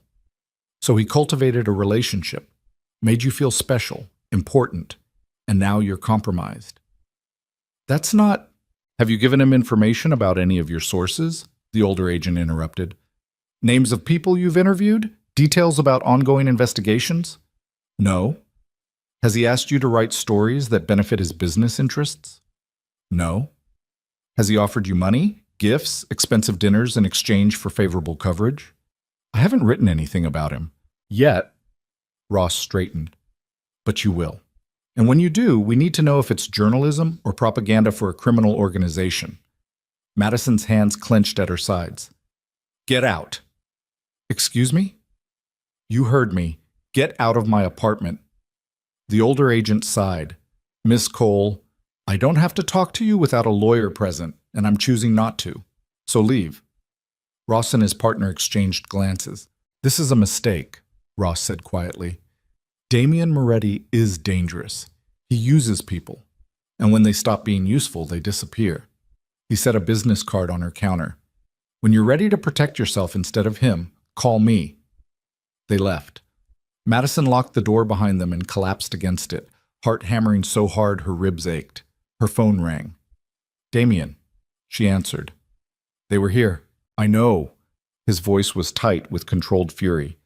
Marcus saw them enter your building. Are you hurt? No, just... They think I'm compromised. They think you're using me. I am using you. The admission came out flat and honest. Not the way they think, but I am. Because being around you makes me feel human, and I'm selfish enough to take that even though it puts you at risk. Madison closed her eyes. Damian, pack a bag. What? Pack a bag. Marcus is on his way. You're staying at my place until this settles. I can't just... You can, and you will. His voice left no room for argument. The FBI knows where you live now. They'll come back. Probably with a warrant next time. I won't let you face that alone. This is exactly what they warned me about. I don't care what they warned you about. Damian's voice dropped lower, dangerous, and possessive. You're mine to protect, Madison. That was the deal. So pack a bag and get in the car when Marcus arrives. We'll figure out the rest later. The word mine did something to Madison's chest she absolutely didn't want to examine. Okay, she whispered. Good. I'll see you soon. He hung up. Madison stood in her apartment for 30 seconds, trying to process what was happening. Then she grabbed a duffel bag and started packing. Marcus arrived 20 minutes later. The drive to Damian's penthouse felt like crossing into enemy territory. Except Madison couldn't tell anymore which side was the enemy. The FBI agents who'd interrogated her in her own home, or the Mafia boss who'd promised to protect her while admitting he was using her? Both, probably. Neither. The elevator doors opened directly into Damian's apartment. He was waiting near the windows, phone pressed to his ear, voice low and controlled as he spoke in what sounded like Italian. When he saw Madison, he ended the call immediately. You came, he said. Did I have a choice? Always. Damian crossed to her and took the duffel bag from her trembling hands. But I'm glad you chose this. Madison looked up at him, at silver eyes that held equal parts concern and something darker. Possession, maybe. Or hunger. They're going to come after me harder now, she said quietly. The FBI. The DA. Everyone who wants to build a case against you. I know. And you still want me here? More than ever. Damian set down her bag and cupped her face with both hands. Gentle, careful, achingly intimate. Because the alternative is watching you face them alone, and I can't do that. Why not? Because I'm falling for you. The confession came out rough, like admitting it physically hurt him. And that means protecting you even when it makes everything more complicated. Madison's breath caught. This was the point of no return, the moment when theoretical danger became concrete reality, when a fake engagement became something neither of them could control, when the lines between protection and possession blurred into something Madison couldn't define. She should pull away, should grab her bag and leave before this destroyed her completely. Instead, she leaned into Damien's touch and whispered, "I'm falling for you too." Damien's eyes darkened. Then he kissed her. Not gentle, not careful, like a man who'd spent weeks holding back and finally couldn't anymore. Madison kissed him back with equal desperation, hands fisting in his shirt, body pressed against his, every logical thought dissolving into heat and need and the terrifying realization that she'd just crossed a line she could never uncross. When they finally broke apart, both breathing hard, Damien rested his forehead against hers. "This is going to get worse before it gets better," he said quietly. "I know. People are going to try to destroy you for being with me. I know, and I'm still not letting you go." Madison's hands tightened on his shirt. "Good." Damien pulled back just enough to meet her eyes. "Then we face it together." "Together," Madison echoed. Outside the floor-to-ceiling windows, Manhattan glittered in afternoon light. A city full of people who had no idea that somewhere in a penthouse overlooking it all, a journalist and a mafia boss had just sealed both their fates. Madison's phone buzzed. She ignored it. It buzzed again. Damien pulled away reluctantly and handed her the phone. "Check it." Madison looked at the screen. "Unknown number. Text message. We know you're with him. This is your last chance to cooperate before we start treating you as an accomplice instead of a witness." Agent Ross Madison showed Damien the message. His jaw tightened. "They're bluffing," he said. "Are they?" "Probably." Damien took the phone and deleted the message. "But it doesn't matter, because you're not going anywhere near them without a lawyer present." Damien, no arguments. His eyes held hers with cold certainty. "I've already contacted the best criminal defense attorney in New York. He'll handle any communication with the FBI or the DA's office. You don't speak to them. You don't answer their calls. You don't—" Madison's phone rang. Different number this time. She answered before Damien could stop her. "Hello? Madison Cole?" A man's voice, smooth, professional, vaguely familiar. "Speaking. This is Trevor Wade from the New York Tribune. I'm calling about your relationship with Damien Moretti." Madison's stomach dropped. "How did you get this number?" "Public records." "Listen, I'm working on a story about Moretti's connections to political corruption and organized crime. Multiple sources have confirmed you've been seen with him publicly. I'd love to get your comment on—" Madison hung up. Her hands shook. Damien watched her carefully. "Media?" "New York Tribune. They're writing a story about us." "Of course they are," Damien's voice flattened. "This is what I warned you about. My world doesn't stay private." "I know." Her phone rang again, different number. Then again, and again. Within 5 minutes, Madison had received 7 calls from different area codes. Reporters, tabloid journalists, bloggers who'd somehow gotten her number and wanted comment on her relationship with the most feared mafia boss on the East Coast. Damien took the phone and powered it off. "You're staying here until this dies down," he said. "Not a request." "For how long?" "As long as it takes." Madison looked around the penthouse, at the expensive furniture and the floor-to-ceiling windows and the art that cost more than her entire life savings. "I can't just hide here forever." "You're not hiding. You're letting me protect you while the media circus runs its course." Damien's voice softened slightly. "Please, Madison, let me do this." She wanted to argue, wanted to insist she could handle it herself. But looking at Damien's expression, the cold determination mixed with something that looked terrifyingly close to fear, she realized arguing was pointless. "Okay," she whispered. "I'll stay." "Thank you." Damien pulled her close, arms wrapping around her like he could physically shield her from everything outside these walls. "I won't let them hurt you." Madison pressed her face against his chest and tried to believe him. But somewhere in the back of her mind, a voice whispered that the worst hurt wouldn't come from the FBI or the media. It would come from the man holding her. Because Madison was falling for Damian Moretti.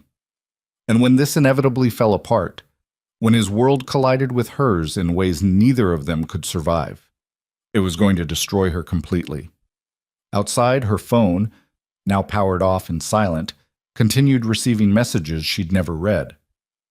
Warnings from Agent Ross, interview requests from journalists, and one message from an unknown sender that simply read, "He's using you. And when you've outlived your usefulness, he'll dispose of you like everyone else. Run while you still can."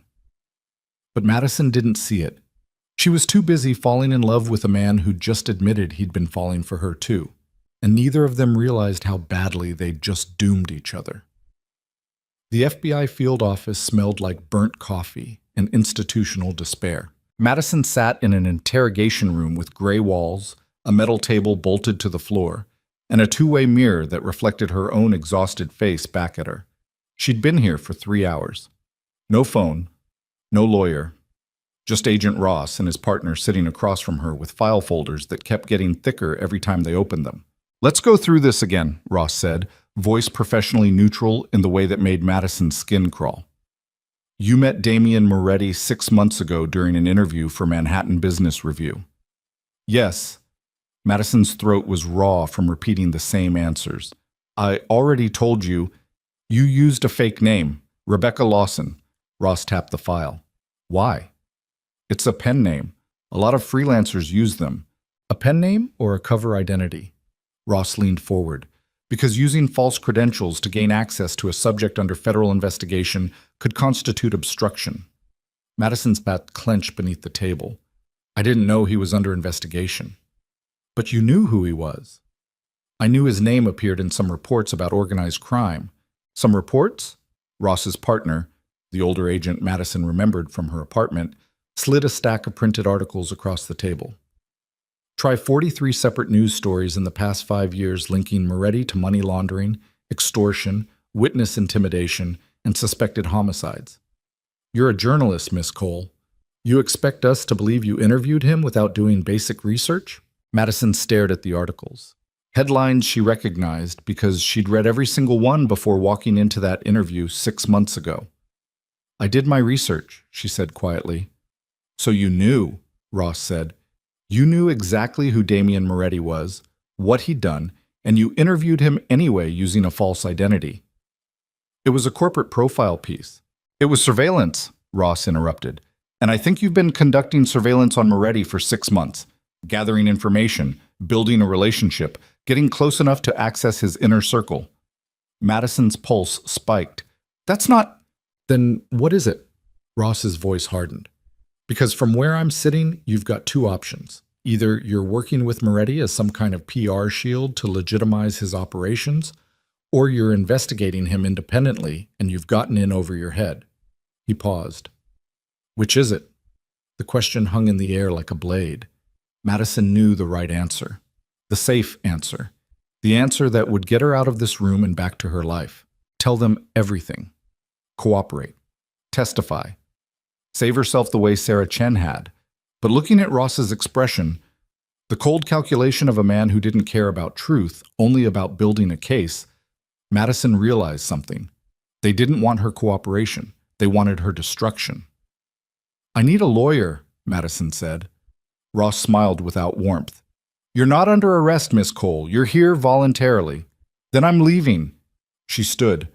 Ross's partner moved to block the door. "Sit down," Ross said quietly. "We're not finished." "I invoked my right to counsel." Madison's voice shook but held firm. "Which means this interview is over. You think a lawyer is going to protect you?"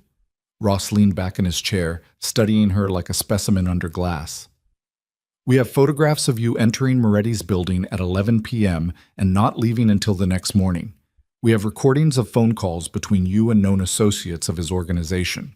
We have witnesses who've seen you at restaurants, private events, locations that suggest intimate involvement with a criminal enterprise." Madison's stomach dropped. "You've been surveilling me." "We've been surveilling Moretti. You just happened to walk into frame." Ross opened another folder and slid it across the table. This is a subpoena for your testimony before a federal grand jury. You'll receive formal notice within 48 hours. And when you appear, you'll answer every question we ask, under oath, without a lawyer present to coach your responses. That's not how grand jury testimony works. That's exactly how it works. Ross's smile was razor sharp. Your lawyer can sit outside the room, but inside, it's just you, the prosecutors, and 23 jurors deciding whether to indict Damian Moretti based on what you tell them. Madison's hands trembled. I don't know anything worth testifying about. Then it'll be a short testimony. Ross stood. But if we find out you lied under oath to protect him, you'll go to prison for perjury. Minimum 3 years, maximum 15. He let that sink in. Still think you don't need a lawyer? The older agent opened the door. You're free to go, Ross said. For now. But Miss Cole? He waited until she looked at him. Whatever you think you feel for Damian Moretti, it's not real. Men like him don't have relationships. They have assets. And the second you stop being useful, he'll dispose of you like everyone else. Madison walked out on shaking legs. The hallway was fluorescent bright and institutional cold. She found her phone and her bag at the front desk, signed for them with hands that wouldn't stop trembling, and stepped outside into late afternoon air that felt like freedom and threat in equal measure. Her phone buzzed immediately. 17 missed calls, 34 texts, all from unknown numbers except one. Damian, where are you? Madison stared at the message for a long moment. Then she typed, FBI field office, just got out. The response was instant. Are you hurt? No, scared. I'm sending Marcus. Don't talk to anyone until he gets there. I already talked to them. How much? Madison's fingers hovered over the keyboard. How much had she told them? Nothing concrete, nothing damaging, but enough that they knew she was vulnerable, enough that they'd decided she was worth pressuring, enough that they're subpoenaing me for grand jury testimony. 3 dots appeared, then disappeared, then appeared again. Finally, we need to talk, face to face, not at my place, not at yours, somewhere safe. Is anywhere safe anymore? Meet me at the location Marcus gives you. 1 hour, please, Madison. The please broke something in her chest. Okay. A black Mercedes pulled up to the curb 30 seconds later. Marcus stepped out, face grim. Miss Cole. Madison got in without arguing. They drove through Manhattan in silence. Madison watched the city pass outside the window. People living normal lives, unaware that somewhere in a federal building, agents were building a case that would destroy everything she'd stupidly let herself care about. The car stopped in front of a building Madison didn't recognize. Older construction, residential, nondescript in the way that screamed safe house to anyone who'd watched enough crime dramas. Marcus opened her door. 5th floor, apartment 5C. Madison climbed cracked concrete stairs that smelled like old cigarettes and regret. Found 5C. Knocked. Damian opened the door immediately. He looked different. Still the expensive clothes, still the controlled power, but something in his expression had cracked. He looked like a man who'd spent the past 3 hours imagining worst-case scenarios and finding them all equally unbearable. Come in, he said. The apartment was sparse. Minimal furniture, no personal items. The kind of place designed to be abandoned without leaving traces. This is one of your safe houses, Madison said. One of several. Damian closed the door and engaged 3 separate locks. Nobody knows about this location except Marcus and me. We can talk freely here. Madison set down her bag and turned to face him. They're going to make me testify. I know. They have surveillance, photos, recordings. They know I've been staying with you. I know. Damian's jaw tightened. What did you tell them? Nothing. I invoked my right to counsel before they could ask real questions. Madison's hands clenched. But they're not going to stop. They're going to subpoena me, put me in front of a grand jury and ask questions I can't answer without either perjuring myself or destroying you. Then you perjure yourself. Madison's breath caught. What? You lie. Damian said it simply, like he was suggesting she order coffee. Under oath. To the grand jury. You tell them we're casual acquaintances, that you interviewed me once and occasionally see me socially. Nothing intimate. Nothing that suggests deep involvement. That's a felony. That's survival. Damian stepped closer. because the truth will get you indicted as an accomplice. They'll claim you knowingly assisted criminal activity by maintaining a relationship with me. They'll destroy your life to get to mine.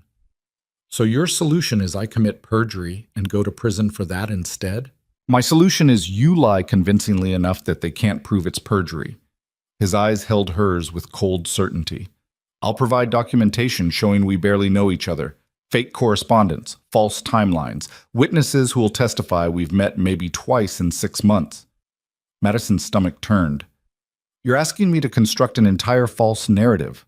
I'm asking you to protect yourself using the same tactics they're using to destroy you. Damien's voice dropped lower. This is my world, Madison. This is how survival works. You don't tell the truth. You tell the version of truth that keeps you alive. I can't. Yes, you can. He cupped her face with both hands, forcing her to meet his eyes. Because the alternative is you tell the truth, they indict you as an accomplice, and you spend the next 5 years in federal prison while I spend the next 20. Is that what you want? No? Then lie. The word came out harsh and desperate. Lie to them. Lie to the grand jury. Lie to everyone except me. Madison pulled away from his touch. And what happens when they catch me in the lie? Because they will, Damien. They've been building this case for months. They have evidence I haven't even seen yet. The second I commit perjury, they'll tear apart my testimony and prove I lied. Not if the lie is good enough. There is no lie good enough, Madison's voice cracked. They have photos of me entering your building at night and leaving the next morning. They have recordings of phone calls. They probably have surveillance footage of us at Maria, at your penthouse, at every location we've been together. How am I supposed to lie about that? Damien's expression went cold. Then we disappear. What? Both of us. Tonight. I have resources in place for exactly this scenario. New identities, offshore accounts, properties in countries with no extradition treaties. His voice was ice. We leave the country before the subpoena is formally served. We disappear so completely the FBI will spend years searching and never find us. Madison stared at him. You're talking about running. I'm talking about surviving. By abandoning everything? My career? My family? My entire life? Your career is already gone, Damien said bluntly. Your family thinks you're a criminal. Your life as Madison Cole is over the second that subpoena gets served. The only question is whether you go down with it or you start over somewhere else. With you. Yes. As what? Your accomplice? Your possession? Another Sarah Chen waiting to be disposed of when I stop being useful? Damien's jaw tightened. I told you Sarah is alive. You told me a lot of things. Madison's voice rose. You told me I had a choice. You told me you'd let me walk away if I wanted. You told me this thing between us was real. But the second things get difficult, your solution is I commit perjury or flee the country. Those aren't choices, Damien. Those are ultimatums. What do you want me to say? Damien's control finally cracked. That I have a magic solution that lets you keep your integrity and your freedom while the federal government is actively trying to destroy both? I don't. This is the reality. You're in my world now, and my world doesn't care about moral high ground. It cares about survival. Then maybe I shouldn't be in your world. The words tore out of Madison before she could stop them. Silence. Damien looked like she'd physically struck him. Is that what you want? He asked quietly. To walk away? Madison's chest heaved. I don't know what I want anymore.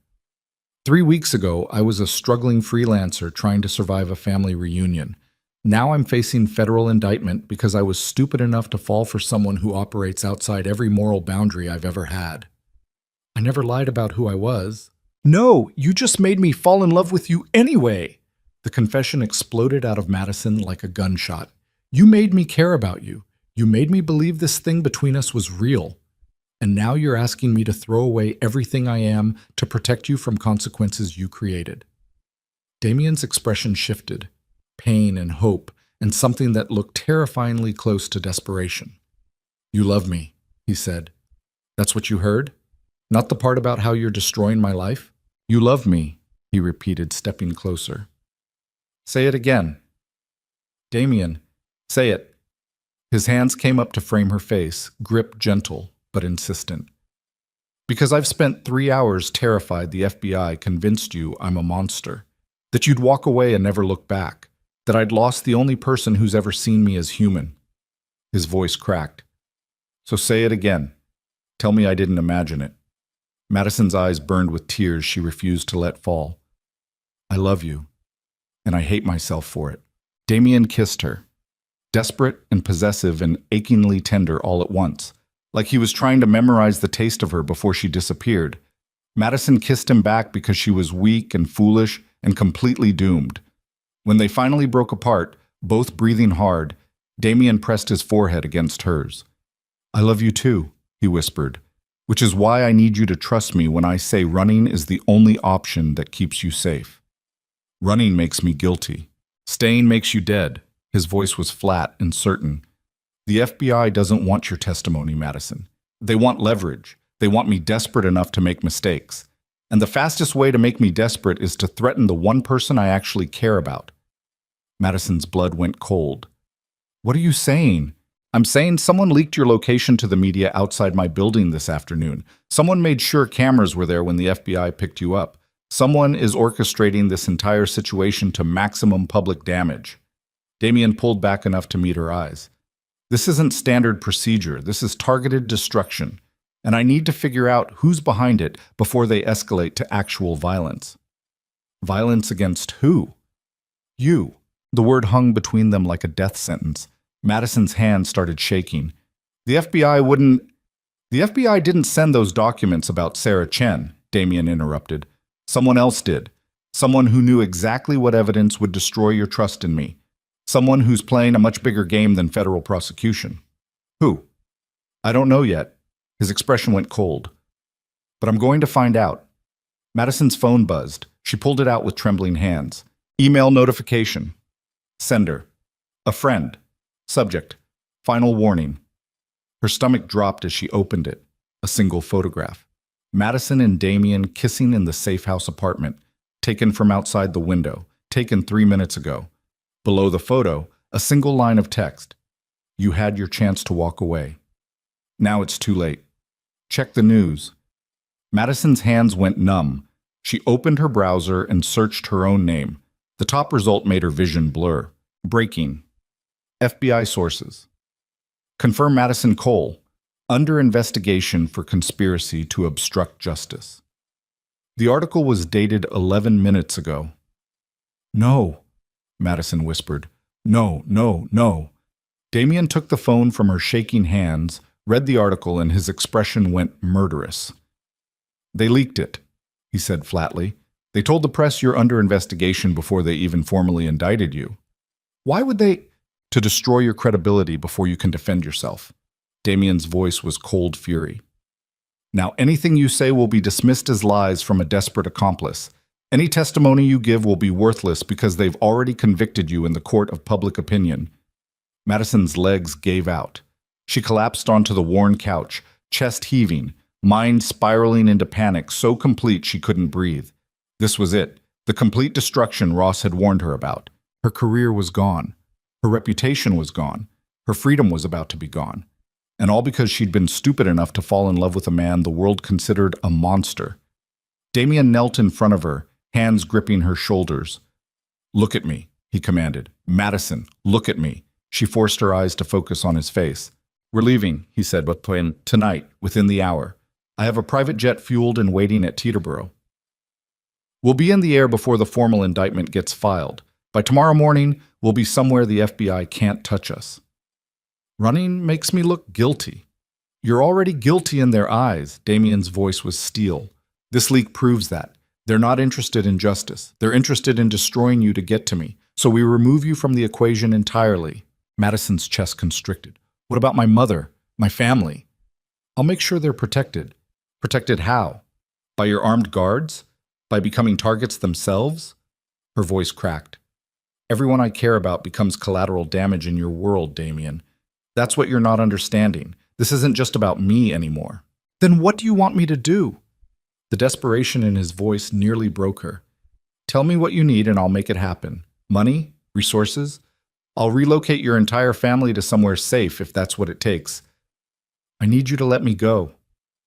Silence. Damien looked like she'd shot him. "What?" he whispered. "Let me go." Madison's tears finally spilled over. "Stop protecting me. Stop trying to save me. Let me walk out of here and face whatever's coming without dragging you down with me.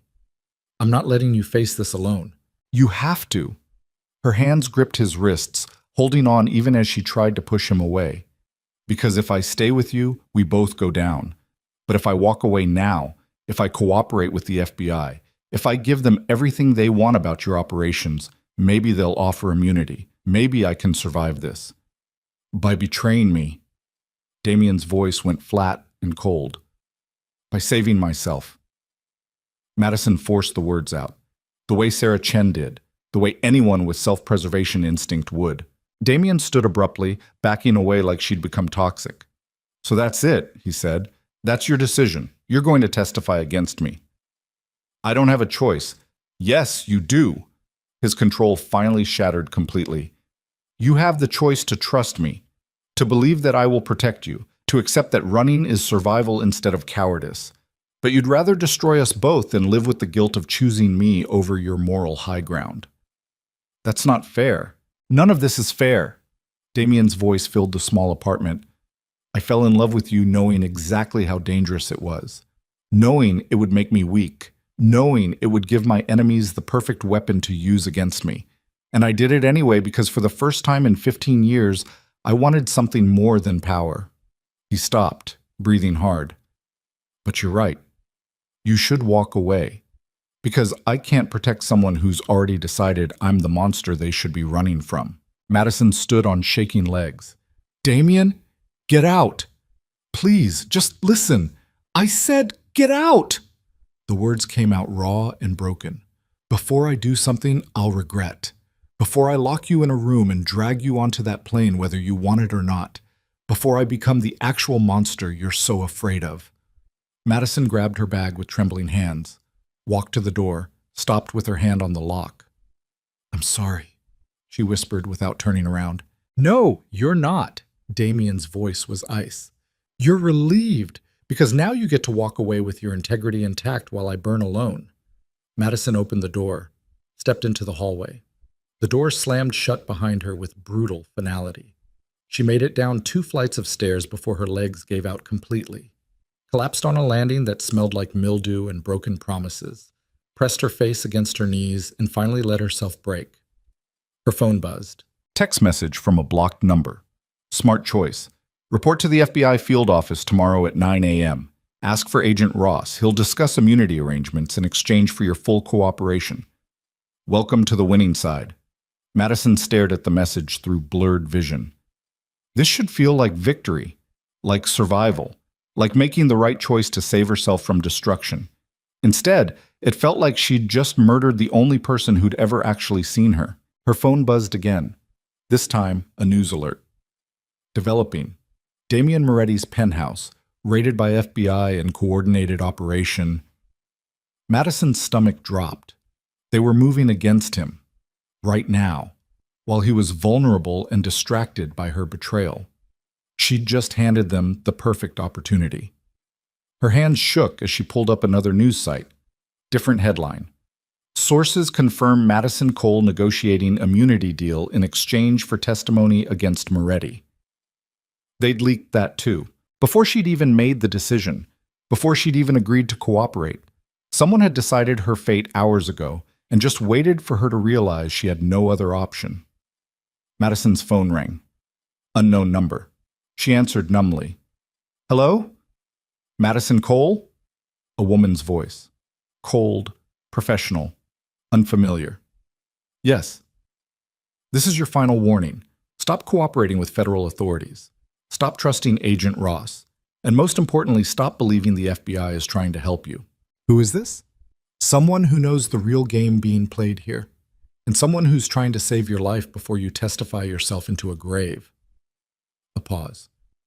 Agent Ross isn't building a case against Damien Moretti. He's building a case against you. The immunity deal is fake. The cooperation agreement is a trap. And if you walk into that field office tomorrow morning, you will be arrested for conspiracy, racketeering, and accessory to multiple federal crimes. Madison's blood turned to ice. That's not... Check your email. I'm sending you the actual indictment Ross plans to file. Your name is listed as a co-conspirator in 17 separate charges. Damien's name appears exactly twice. The woman's voice softened slightly. He was never the target, Madison. You were. From the beginning. Everything that's happened, the leaked photos, the media circus, the pressure to testify, was designed to make you desperate enough to walk into a trap disguised as immunity. Why would they? Because someone paid them to. Someone who wants Damien Moretti isolated and vulnerable. And the fastest way to accomplish that is to remove the one person he actually cares about. The line crackled. I'm sending you coordinates. A car will pick you up in 10 minutes. Get in it. Trust nothing else. Who are you? Madison demanded. Sarah Chen. And unlike Damien, I actually did disappear into witness protection, which means I know exactly what the FBI does to witnesses who stop being useful. The line went dead. Madison stared at her phone in numb horror as an email notification appeared. PDF attachment. Legal document. She opened it with shaking hands. United States District Court, Southern District of New York, USA, versus Madison. Elizabeth Cole. Indictment. Count 1. Conspiracy to commit money laundering. Count 2. Conspiracy to obstruct justice. Count 3. Acting as an unregistered agent. 17 counts total, each carrying 5 to 20 years in federal prison. Madison's vision blurred as she scrolled through page after page of charges that painted her not as a witness, but as Damien's active accomplice in criminal operations she'd never even known existed. Her phone buzzed. Text message. Coordinates. Address 3 blocks away. Car is waiting. Black SUV. License plate 7XM4891. You have 8 minutes before Ross realizes you're not at your apartment and sends agents to collect you. Madison stood on shaking legs. Every instinct screamed that this was another trap, another manipulation, another lie designed to push her deeper into a world she couldn't escape. But looking at the indictment on her screen, at 17 federal charges that would destroy her life regardless of whether she cooperated, Madison realized something.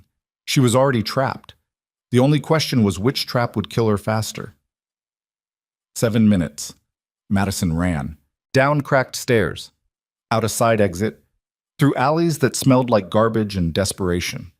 Her heels caught on broken pavement, but she didn't stop. Couldn't stop. The coordinates led to a parking garage entrance. A black SUV sat idling near the barrier, license plate matching the text. Madison approached on trembling legs. The rear door opened. A woman sat inside. Asian features, late 30s, tired eyes that had seen things Madison couldn't imagine. Get in, Sarah Chen said, before they find you. Madison got in. The door closed. The SUV pulled out into traffic with practiced ease. Madison's chest heaved as she tried to process what was happening. The indictment is real, Sarah said without preamble. Ross has been building a case against you for 3 months, since before you even met Damien at that family reunion. That's impossible. Someone paid him to. Sarah's voice was flat. Someone who knew Damien would eventually try to pursue a real relationship. Someone who positioned you perfectly to be manipulated into exactly this scenario. Someone who's been playing a much longer game than anyone realized. Madison's throat closed. Who?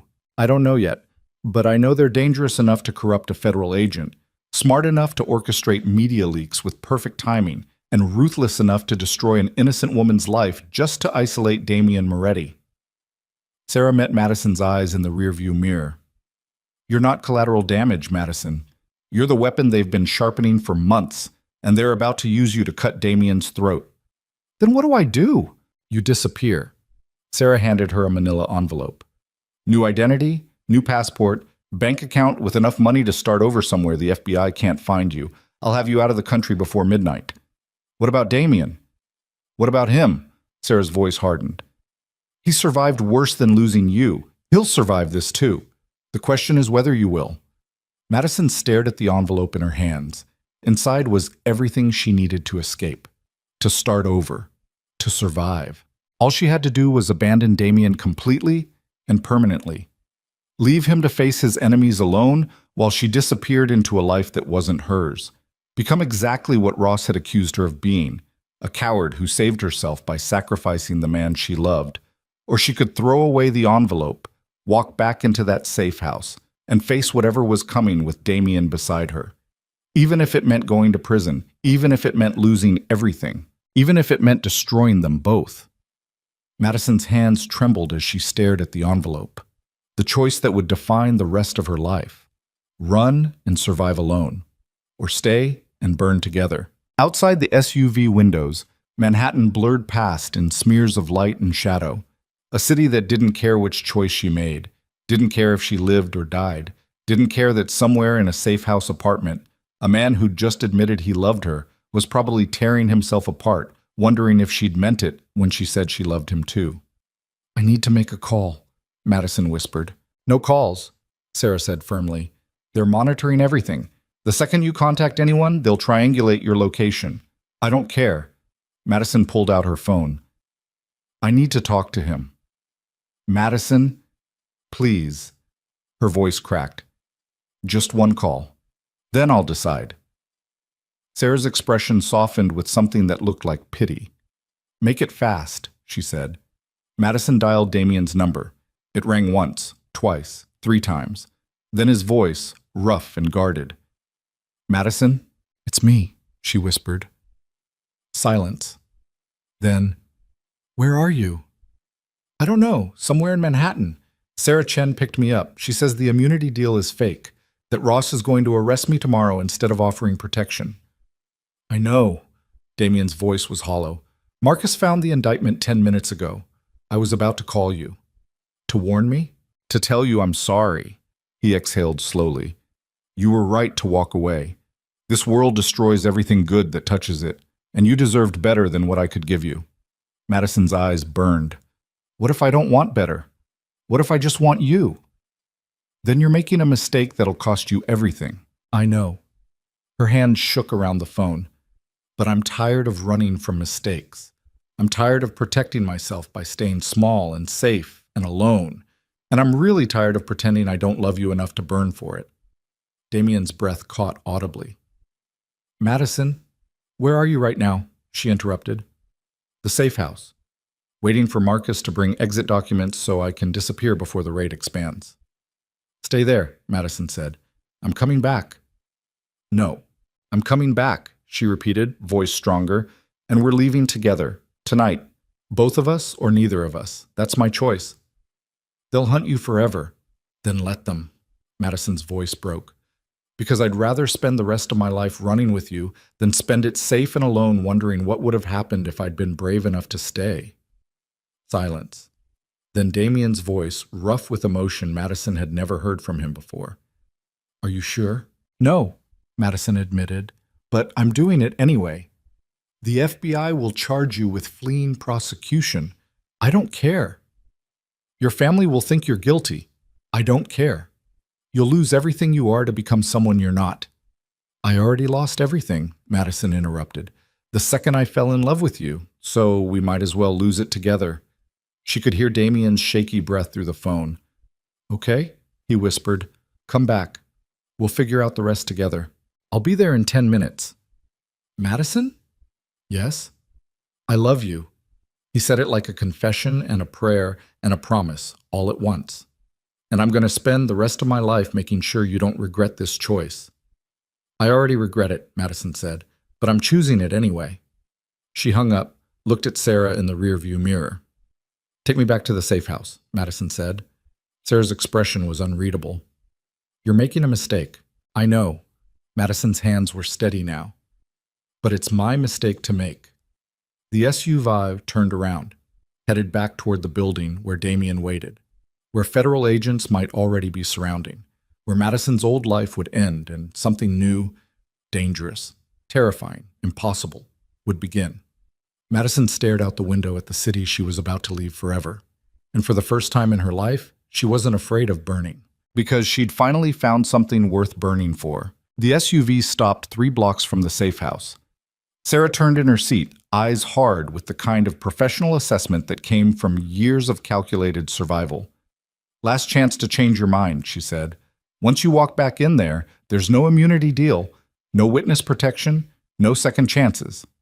Madison's hands gripped the envelope containing her escape route, the fake passport, the bank account numbers, the carefully constructed identity that could have saved her life. She tore it in half. "I'm done running from things that scare me," Madison said. Sarah's expression shifted, something between respect and pity. "Then you're braver than I was, or stupider, hard to tell which. Probably both." Madison opened the door. "Thank you for trying. Don't thank me yet." Sarah pulled out a burner phone and handed it to Madison. "Keep this. If things go wrong, and they will, call the number programmed in there. I'll have one extraction window.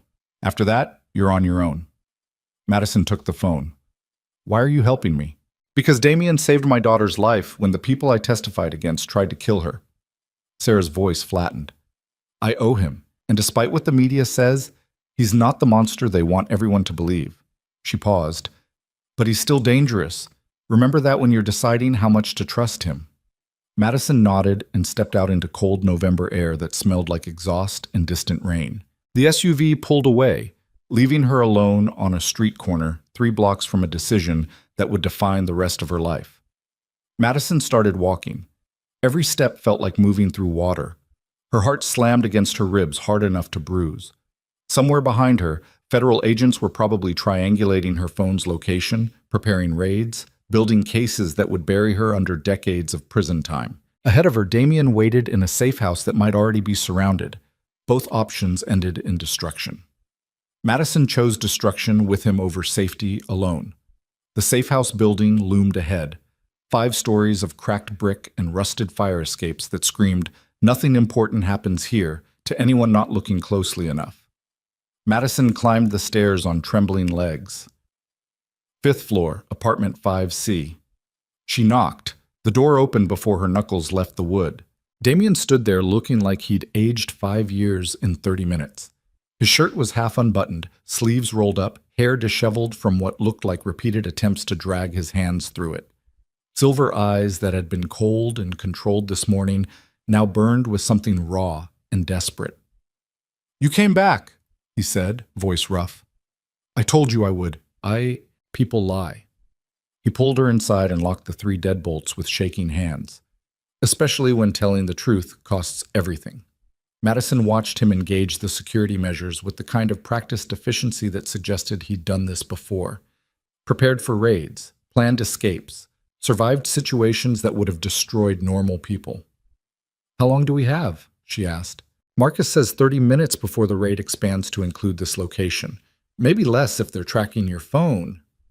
Damien turned to face her fully. "Which they probably are, so give it to me." Madison handed over her phone. Damien opened the window and threw it into the alley 4 stories below. The screen shattered against concrete with a sound like breaking bones.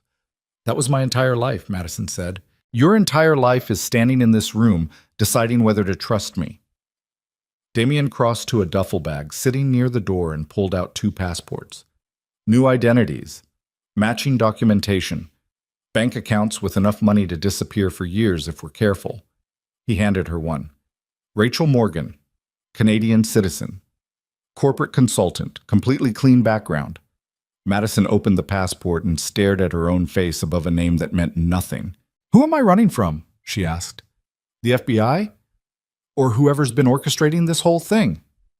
"Both."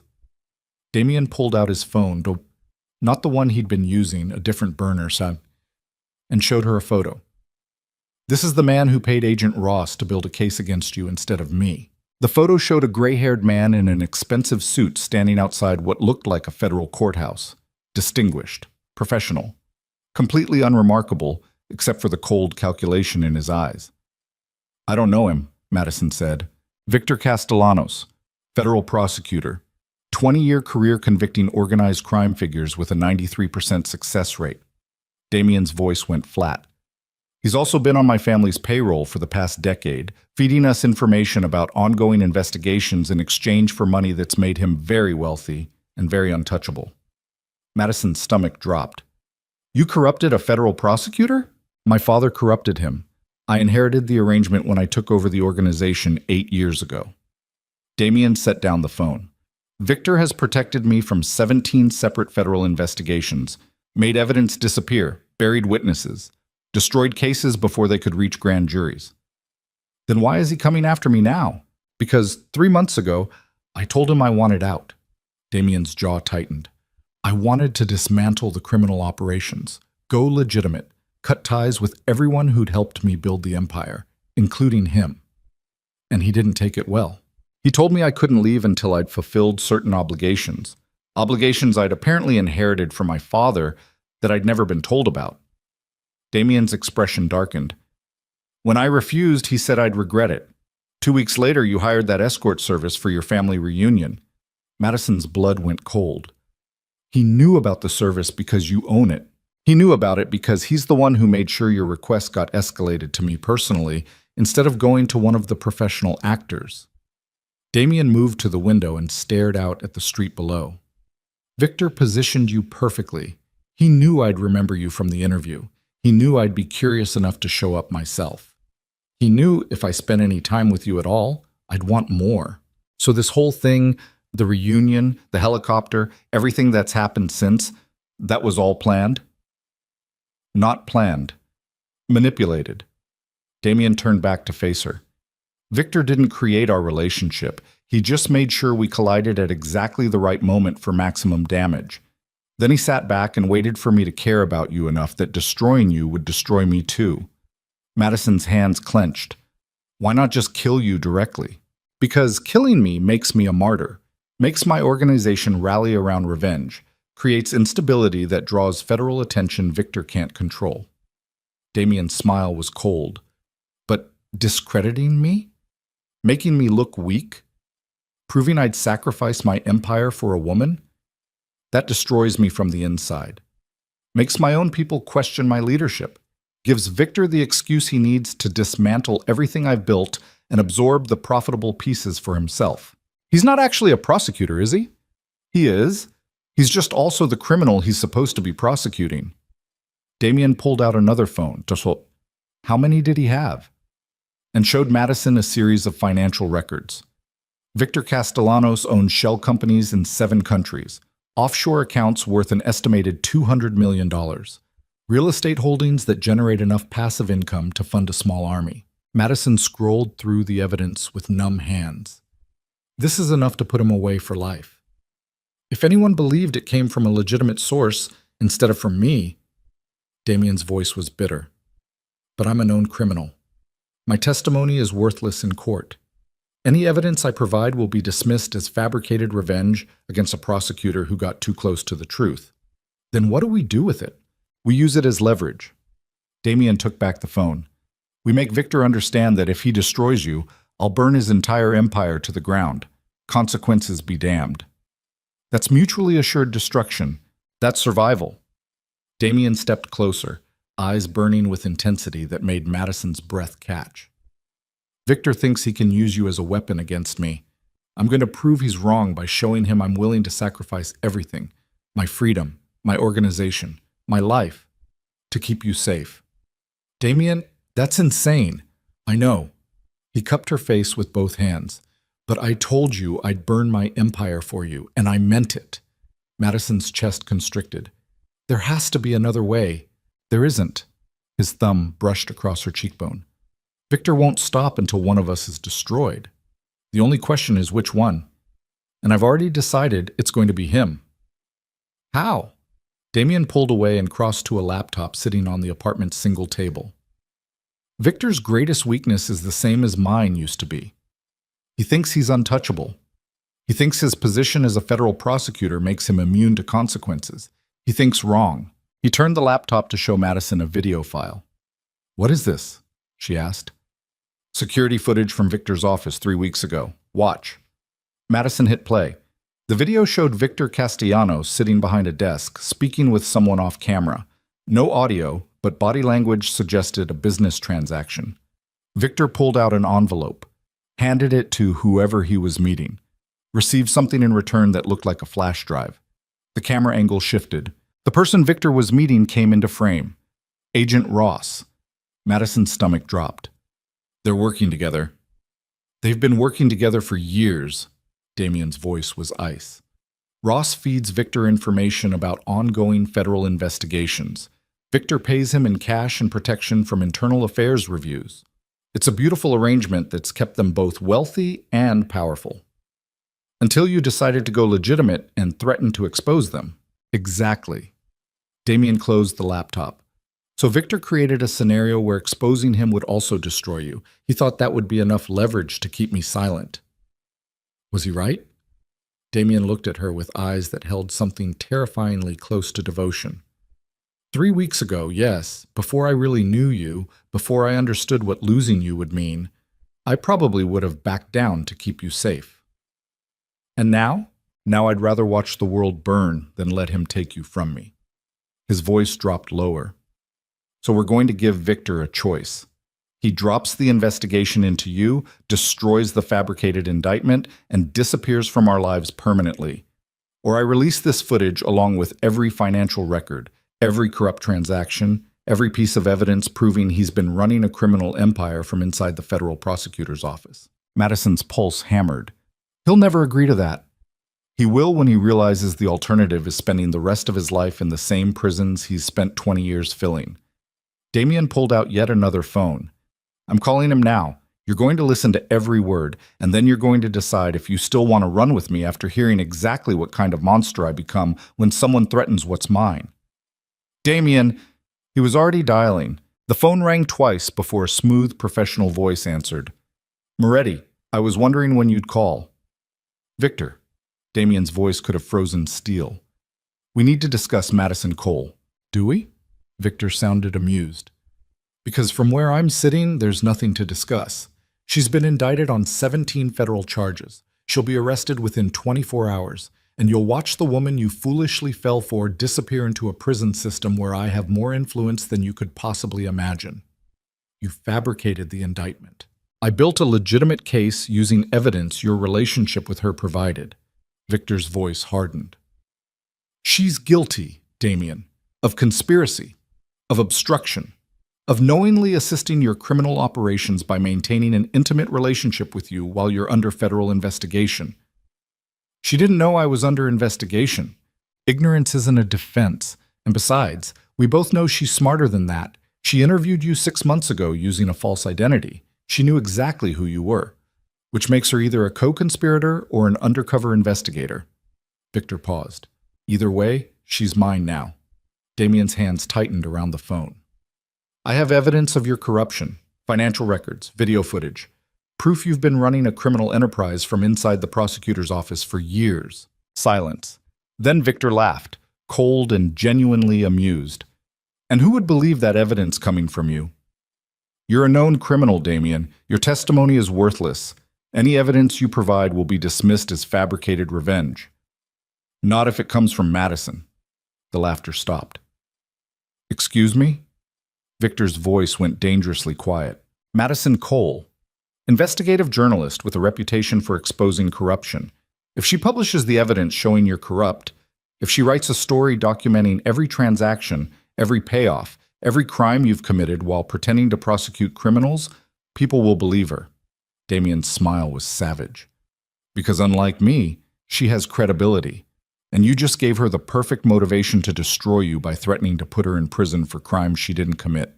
She'll never— She's standing right here, Damien interrupted, listening to every word, deciding right now whether to run with me or stay and fight you, and I think we both know which option she's going to choose. Madison's heart slammed against her ribs. This was it, the moment Damien had been building toward, the choice he'd engineered to give her power in a situation designed to leave her powerless. Victor could destroy her with a fabricated indictment, but she could destroy him with the truth. Mutually assured destruction, except one of them was actually guilty. Put her on the phone, Victor said quietly.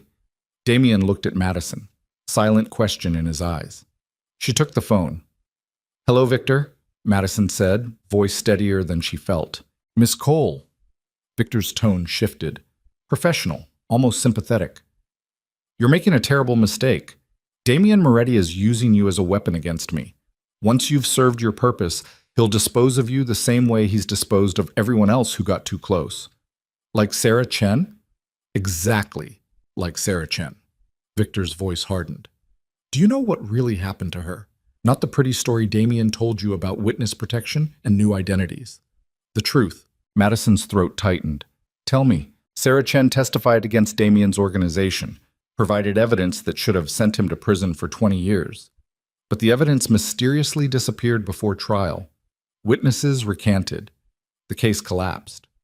Victor paused. Sarah went into witness protection not because Damien arranged it, but because she was terrified he'd kill her for betraying him. She's been in hiding for 3 years. Alone, afraid, destroyed by the same man who's currently promising to protect you. That's not what she told me. She told you what Damien paid her to tell you. Victor's voice dropped lower. He controls her, Madison. He controls everyone.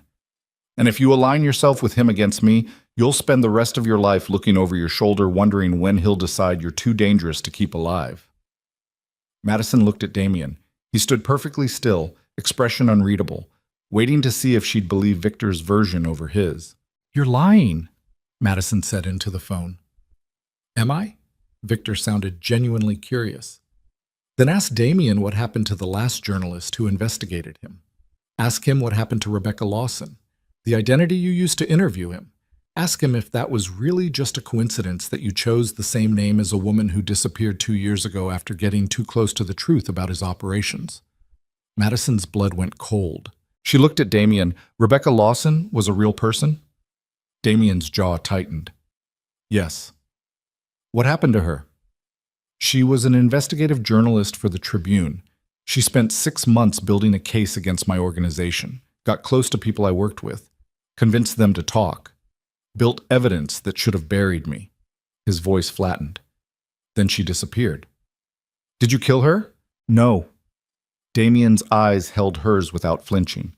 One of my competitors did, because she'd also been investigating them, and they decided she was too dangerous to let live. I found out 3 days too late to save her. But you didn't tell the police. I told her family. Damien's expression was granite. I gave them enough information to understand what happened and why.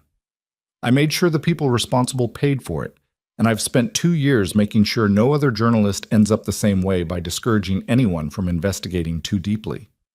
By threatening them? By warning them. His voice was steel. There's a difference.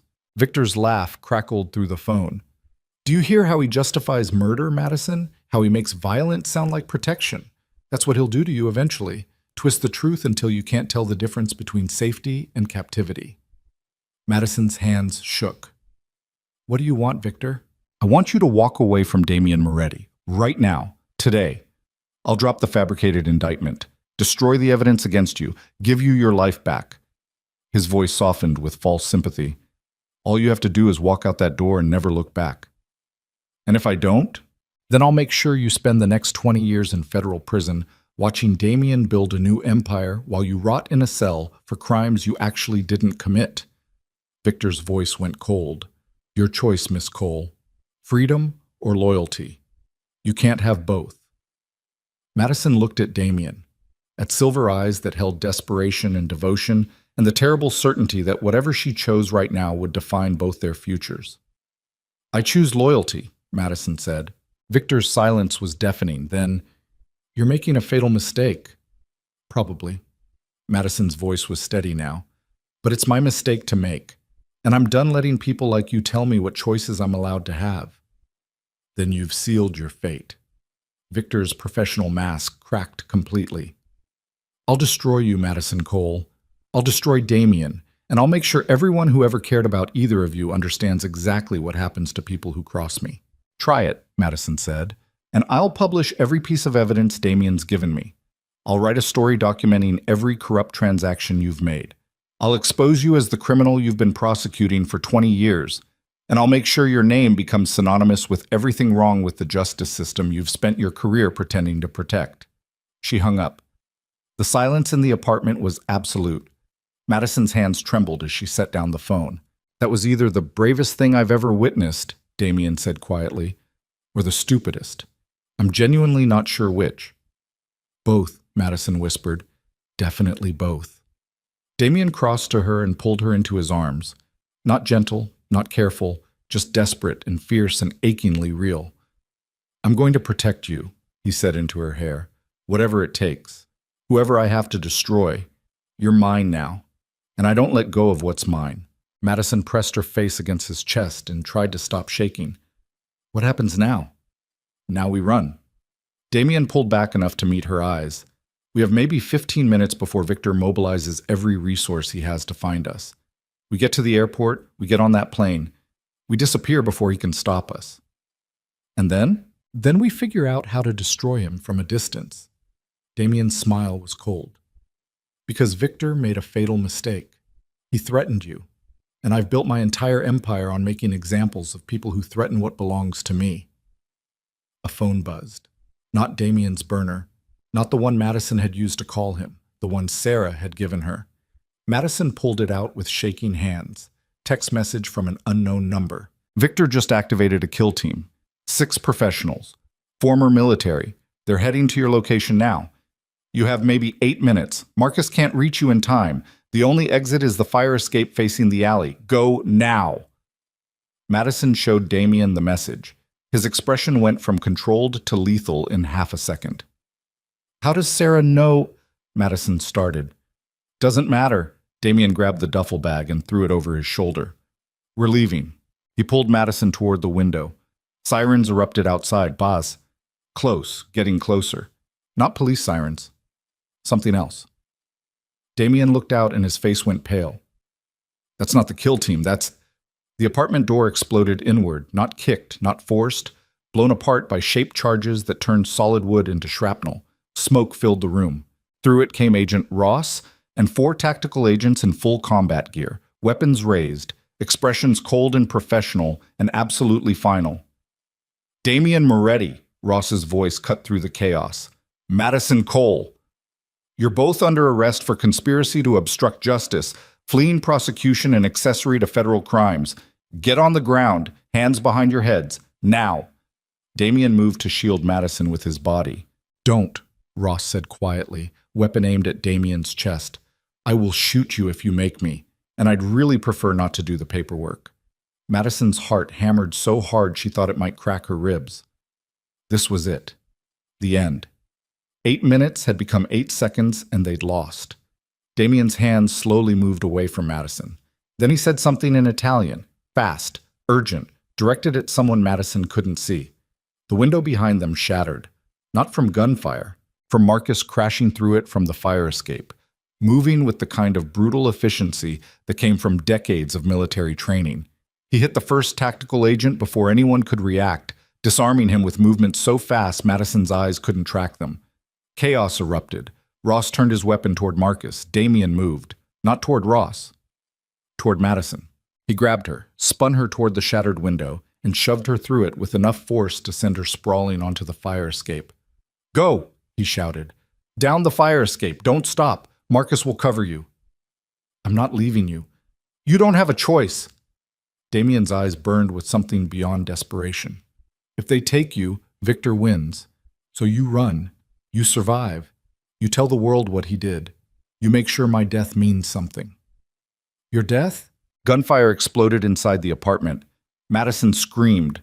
Marcus appeared in the window, bleeding from a shoulder wound, but still moving.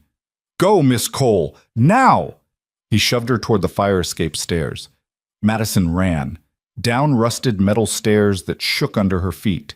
Down past windows where faces appeared and disappeared, residents too smart to get involved. Down 4 stories while gunfire echoed above and her heart tried to tear itself out of her chest. She hit the alley running. Behind her more gunfire. A scream. Male. Agonized. Wrong. Madison forced herself not to look back.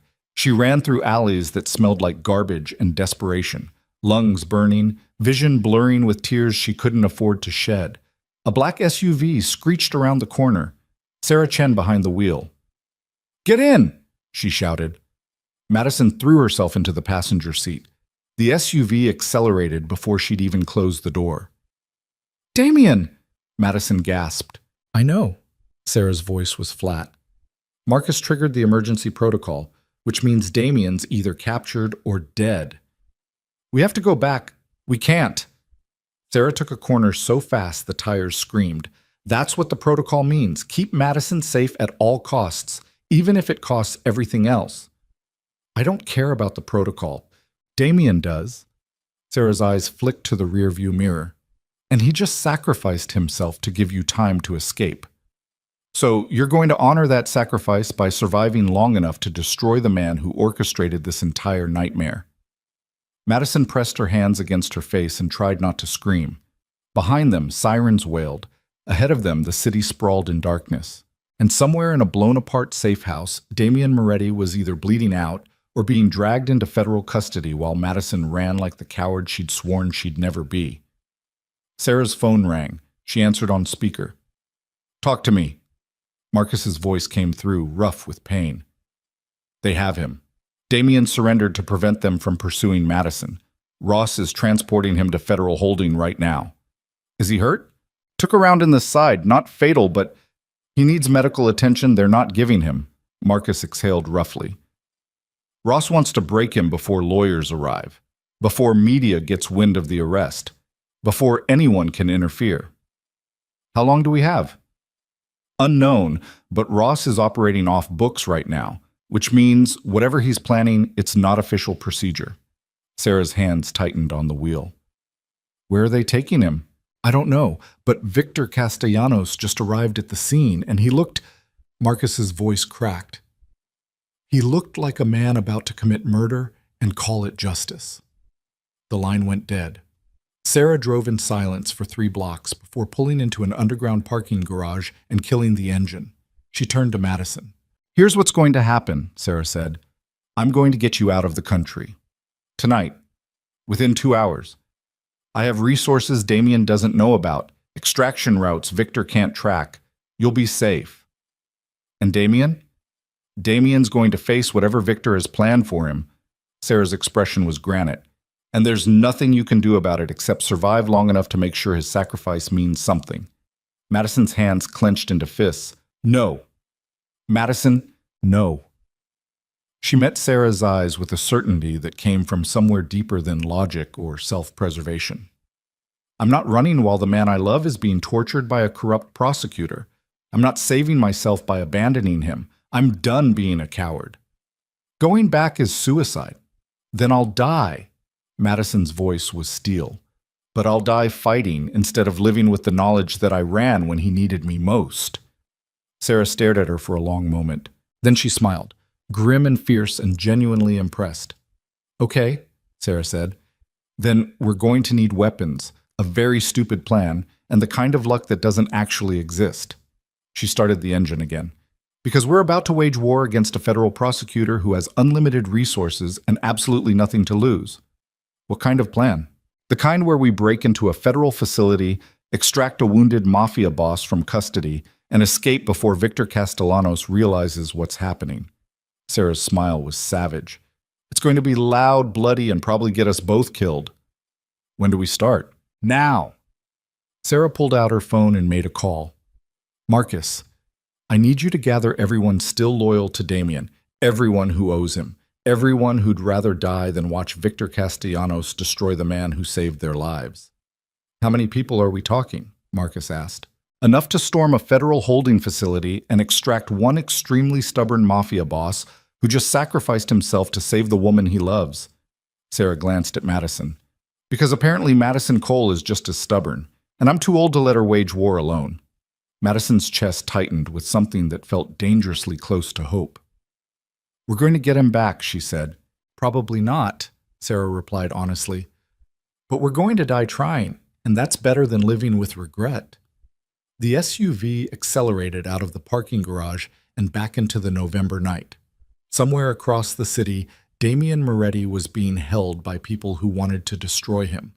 But for the first time in hours, he wasn't facing it alone, because Madison Cole had just declared war, and she was done running from the fight. The federal holding facility sat on the outskirts of Manhattan, like a concrete monument to institutional violence.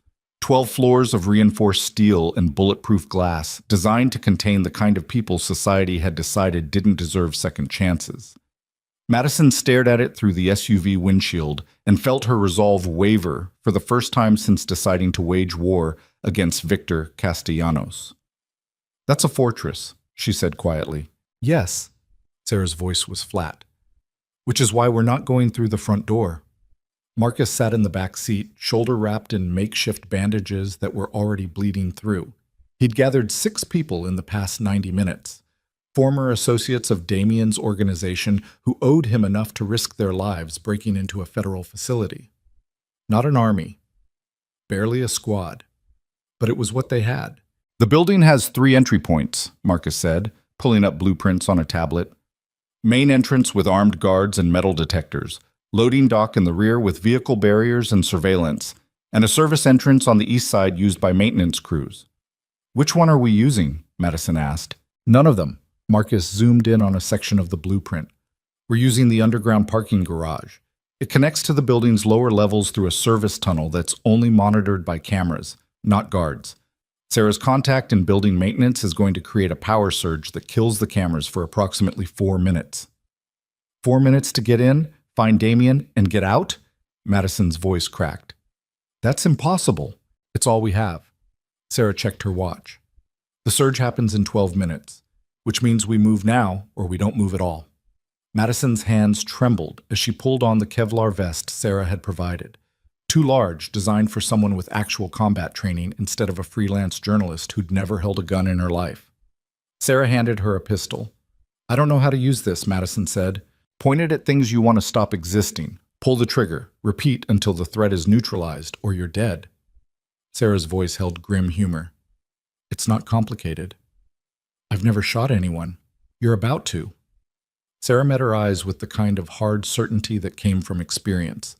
Because the people inside that building will kill you without hesitation if you give them the chance. So you don't give them the chance. You shoot first. You survive. You process the guilt later. Madison's stomach turned, but she took the gun. The SUV pulled into the parking garage and descended 3 levels into shadow and concrete that smelled like exhaust and institutional neglect. Sarah killed the engine near a service door marked with warnings about authorized personnel only. Marcus checked his watch. 2 minutes. The team assembled in silence. 6 hardened criminals who'd spent years following Damien's orders, 1 former witness who'd disappeared into protection to escape this exact world, and 1 terrified journalist who'd chosen loyalty over survival. It was the stupidest rescue attempt Madison had ever heard of. It was also the only chance Damien had. Listen carefully, Marcus said quietly.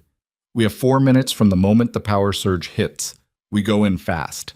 We go in quiet until quiet stops being an option. Our intel says Damien's being held on sub-level 2 in an interrogation room Victor's been using off books. No official records, no oversight, just Victor and whoever he's brought in to make Damien talk. What if he's already dead? One of the team members asked. Then we retrieve his body and make sure Victor Castellanos pays for it. Marcus's voice was steel. Either way, we're not leaving him there. Silence. Then Sarah's phone buzzed. Power surge in 30 seconds. 4 minutes starting now. Good luck. Marcus moved to the service door and pulled out tools Madison didn't recognize. The lock clicked.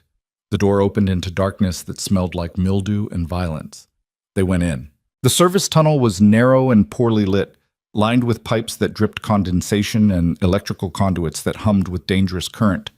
Madison's heart slammed against her ribs so hard she thought everyone could hear it. No one spoke.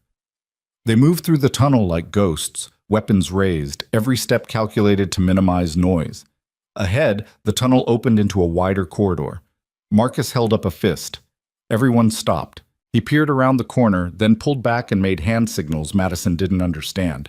Sarah leaned close and whispered in her ear, 2 guards. Sublevel 2 access is through that checkpoint. We take them quietly, or the entire facility locks down. How do we... Marcus was already moving. He crossed the distance to the first guard with inhuman speed, one hand covering the man's mouth, while the other did something to his neck that made him go instantly limp. The second guard reached for his radio. Sarah shot him. The suppressed gunshot was barely louder than a cough, but in the concrete silence it sounded like a cannon. The guard dropped. So much for quiet, one of the team muttered. Move! Marcus grabbed the first guard's access card and swiped it through the checkpoint reader. The door clicked open. We have maybe 2 minutes before someone notices these guards aren't responding to check-ins. They poured through the door into sublevel 2. The corridor was institutional white and fluorescent bright, the kind of environment designed to strip away humanity and leave only compliance. Doors lined both sides. Most were closed. A few stood open, revealing empty interrogation rooms with metal tables bolted to the floor and chairs designed for restraint. Marcus checked each room with practiced efficiency. Empty, empty, empty. Then he stopped outside the last door on the left. "He's in there," Marcus said quietly. "I can hear voices." Madison moved closer and pressed her ear against the door. Victor Castellanos' voice, controlled and professional. "I'm going to ask you one more time, Mr. Moretti. Where is Madison Cole?" Silence. Then a sound that made Madison's blood freeze. The wet, meaty impact of flesh against flesh. Damien's voice rough with pain. "I told you. She's gone. You'll never find her." "We both know that's a lie." Victor's tone never changed. "Sarah Chen is good, but she's not that good. We'll find Madison within 48 hours. The only question is whether you'll still be alive to watch her arrest." Another impact. Madison's hands clenched around the pistol. "We go in on 3, Marcus whispered. "Fast and overwhelming, neutralize threats, extract Damien, questions later." The team nodded. Marcus counted silently. 1, 2, 3. He kicked the door open. The room exploded into chaos. Victor Castellanos stood over Damien, who was zip-tied to a metal chair with blood running down his face from a cut above his eye. 2 men in tactical gear flanked Victor, private contractors, not federal agents, which meant this entire interrogation was off books and illegal. Marcus shot the first contractor before anyone could react. Sarah took the second. Victor dove for cover behind the table. Madison ran to Damien. His eyes widened when he saw her. "What the hell are you doing here?" "Saving you, apparently." Her hands shook as she pulled out a knife and cut through the zip ties. "Can you walk?" "I can run if it means getting you out of here." Damien stood, wincing from the gunshot wound in his side that had bled through the makeshift bandaging. "You were supposed to be on a plane to safety. Plans changed." Madison steadied him as he swayed. "I decided I'd rather storm a federal facility than live without you. We can discuss my poor decision-making later." Gunfire erupted in the hallway. Marcus appeared in the doorway. "We've got company. Multiple hostiles incoming from the stairwell." "How many?" Sarah demanded. "Too many." Marcus fired 3 shots down the corridor. "We need another exit." Damien pulled away from Madison and moved to the wall, hands running across what looked like solid concrete. "There's a maintenance shaft behind this panel. It connects to the parking garage on sublevel 3. We used it during construction to move equipment." "Can we access it?" Sarah asked. "If someone hasn't sealed it in the past 8 years." Damien's hands found a seam in the wall and pulled. The panel came away, revealing a narrow shaft that descended into darkness. "Looks clear. Everyone in. Now." The team poured into the shaft. Madison hesitated at the entrance, looking back at Victor Castellanos, who was pulling himself up from behind the table, reaching for a weapon, face twisted with rage. Their eyes met. "You just made the biggest mistake of your life," Victor said quietly. "I will hunt you to the ends of the earth. I will destroy everyone you've ever cared about, and I will make sure your name becomes synonymous with everything criminal and corrupt." "Try it," Madison said. Her voice was steady now, cold with the kind of certainty that came from crossing lines she could never uncross. "And I'll publish every piece of evidence Damien gave me. I'll expose you as the monster you are, and I'll make sure the world knows Victor Castellanos spent 20 years pretending to prosecute the criminals he was actually protecting." She pulled out her phone, not the one that had been destroyed, a different burner Sarah had provided, and showed Victor the screen. A draft article, already written, already uploaded to a server with instructions to publish if Madison didn't check in every 12 hours. Victor's face went pale. "That's right," Madison said. "You don't control this narrative anymore. I do. So you're going to drop the investigation into me and Damien. You're going to destroy that fabricated indictment. You're going to disappear from our lives permanently, or I hit send and watch your entire empire collapse in real time. You don't have the evidence to prove. I have financial records showing $200 million in offshore accounts. I have video footage of you meeting with Agent Ross. I have testimony from 3 witnesses willing to confirm your corruption." Madison stepped closer to the shaft entrance but kept her eyes on Victor. and I have the credibility you tried to destroy. Which means when I publish this story, people will believe me. Because unlike you, I'm not a monster pretending to be righteous. I'm just someone telling the truth. Victor's hand tightened on his weapon. Don't, Damien's voice came from inside the shaft. You shoot her. Marcus puts 3 rounds in your chest before you can blink. You let her go. We all disappear, and you get to keep pretending you're one of the good guys. Victor looked between Madison and the shaft, calculating odds, weighing options. Then he lowered the weapon. This isn't over, he said. Yes, it is. Madison backed into the shaft. You just don't know it yet. She dropped into darkness. The maintenance shaft was exactly as terrible as Madison had imagined. Narrow, rusted, and descending at an angle that made climbing down feel like controlled falling. Her hands scraped against metal. Her knees slammed into rivets. Above her she could hear shouting as more guards discovered the interrogation room. Below, Damien's voice. Keep moving! The shaft exits into the parking garage near the south wall. Madison descended until her arms burned and her vision blurred with exhaustion. Then she dropped the final 10 feet and landed hard on concrete that knocked the air from her lungs. Hands grabbed her. Damien's hands, pulling her upright, checking her for injuries with the kind of desperate efficiency that suggested he'd been terrified she wouldn't make it. I'm okay, Madison gasped. Are you? I'll live. Damien's eyes searched hers in the dim garage lighting. But we need to move before they seal the exits. The team was already running toward the SUV. Sarah had the engine started before everyone had even piled inside.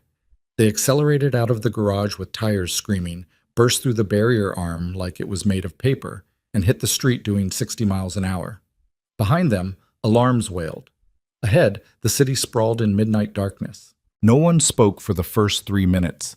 Then Damien said quietly, You were supposed to run. I don't take orders from Mafia bosses, Madison replied, hands still shaking with adrenaline. Even ones I love. You could have died. So could you. She turned to face him fully. You surrendered to save me. You let them torture you to buy me time to escape. Did you really think I was just going to accept that sacrifice and move on? Yes. Damien's voice was raw. Because that's what smart people do. They survive. Then I guess I'm not that smart. Madison's laugh was bitter and exhausted. Because I'd rather die fighting beside you than live safely without you. Damien stared at her for a long moment. Then he pulled her into a kiss that tasted like blood and desperation and the terrifying realization that they'd both just committed crimes that would haunt them forever. When they broke apart, Sarah was watching them in the rearview mirror. So what's the plan now? She asked. Because you just made permanent enemies of a corrupt federal prosecutor and probably half the law enforcement establishment on the East Coast. Now we disappear, Damien said. For real this time. New identities, new country, new life. And Victor? Madison asked. Madison? Victor gets exactly what he threatened us with. Damien pulled out his phone, somehow still functional despite everything, and opened an email. I'm sending the evidence to every major news outlet simultaneously. By tomorrow morning, his corruption will be front-page news. By next week, he'll be under investigation himself. By next month, he'll be in the same prison system he spent 20 years filling. That's not justice, Sarah said quietly. That's revenge. Sometimes they're the same thing. Damien hit send. Done. The evidence is out there. Nothing Victor can do will stop it now. Madison watched the city pass outside the window and tried to process what they'd just done. They'd stormed a federal facility. They'd shot guards and contractors. They'd threatened a prosecutor with exposure. They'd committed crimes that would earn them decades in prison if they were ever caught. And somehow, Madison didn't regret any of it, because the alternative was watching Damien die alone while she ran, and she was done running. The SUV drove through the night toward Teterboro Airport, where Damien's private jet waited with enough fuel to reach destinations that didn't have extradition treaties with the United States. Sarah pulled into the private aviation terminal and killed the engine. This is where we part ways, she said, turning to face them. I've got a daughter in Portland who thinks I'm dead. I'd like to keep it that way, which means I can't be associated with whatever happens next. Thank you, Damien said quietly. For everything, for helping Madison, for risking your life when you didn't have to. I owed you. Sarah's expression softened slightly. You saved my daughter when the people I testified against tried to kill her. This makes us even. It makes us family, Damien corrected. And family doesn't keep score. Sarah smiled, yeah, genuine and warm and achingly brief. Take care of her, Damien. She's braver than either of us deserves. I know. Damien's hand found Madison's and squeezed. I'm going to spend the rest of my life trying to be worthy of that bravery. Madison and Damien climbed out of the SUV. Marcus and the team dispersed into the night with cash and instructions to disappear until the heat died down. Sarah drove away without looking back, and Madison and Damien walked toward a private jet that would carry them to a future neither of them could predict. The pilot was a woman in her 50s who looked like she'd flown through worse situations than extracting fleeing criminals. Mr. Moretti? She said professionally. Ms. Morgan, we're cleared for immediate departure. Destination? Somewhere without extradition, Damien said. Your discretion. Argentina it is. The pilot gestured toward the cabin. Make yourselves comfortable. Flight time is approximately 11 hours. They boarded. The cabin was exactly as obscenely luxurious as Madison expected. Leather seats that reclined into beds, a full bar, entertainment systems that probably cost more than her former apartment. The jet's engines roared to life. Madison buckled herself into a seat and watched through the window as the airport fell away beneath them, then the city, then the entire eastern seaboard disappearing into darkness and distance. Everything she'd ever known was down there.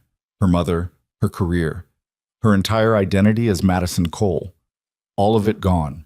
Replaced by Rachel Morgan, fugitive, accomplice to crimes she could barely comprehend, woman who'd chosen love over literally everything else. Damien sat beside her, still bleeding from wounds that needed real medical attention, watching her face with an expression that looked dangerously close to guilt. I'm sorry, he said quietly. For what? For destroying your life. His voice was rough. 3 weeks ago, you were a journalist trying to survive a family reunion. Now you're a fugitive fleeing the country with a man the world considers a monster. That's my fault. Madison turned to face him fully. You didn't destroy my life, Damien. You saved it. I made you a criminal. You made me brave. She took his hand, threading her fingers through his. For 28 years, I played it safe. I avoided risks. I stayed small and invisible and desperately alone because I was terrified of becoming my father. Terrified of making mistakes that would hurt people I cared about. Terrified of wanting anything badly enough to fight for it. And now? Now I know what it feels like to fight for something that matters. Madison's voice steadied. I know what it feels like to choose loyalty over safety, to risk everything for someone who sees me as more than just another person to pity or judge. You didn't destroy me, Damien. You made me realize I was already destroying myself by refusing to live. Damien's eyes held hers with an intensity that made breathing difficult. I love you, he said, and I'm going to spend the rest of my life making sure you never regret choosing me. I already regret it, Madison admitted, but I'm choosing it anyway, because regret means I cared enough to try, and I'm done living a life where I'm too afraid to care. Damien pulled her close and kissed her like she was oxygen, and he'd been drowning. When they broke apart, both breathing hard, he rested his forehead against hers. What do we do now? Madison asked. After Argentina. After the evidence destroys Victor, after we've been running long enough that we forget what home feels like. We build a new home. Damien's voice was quiet but certain. Somewhere no one knows our names. Somewhere we can wake up without wondering if today's the day our past catches up with us. Somewhere we can just be. And your empire? Your organization? Everything you built? I'm dismantling it. Damien pulled back enough to meet her eyes.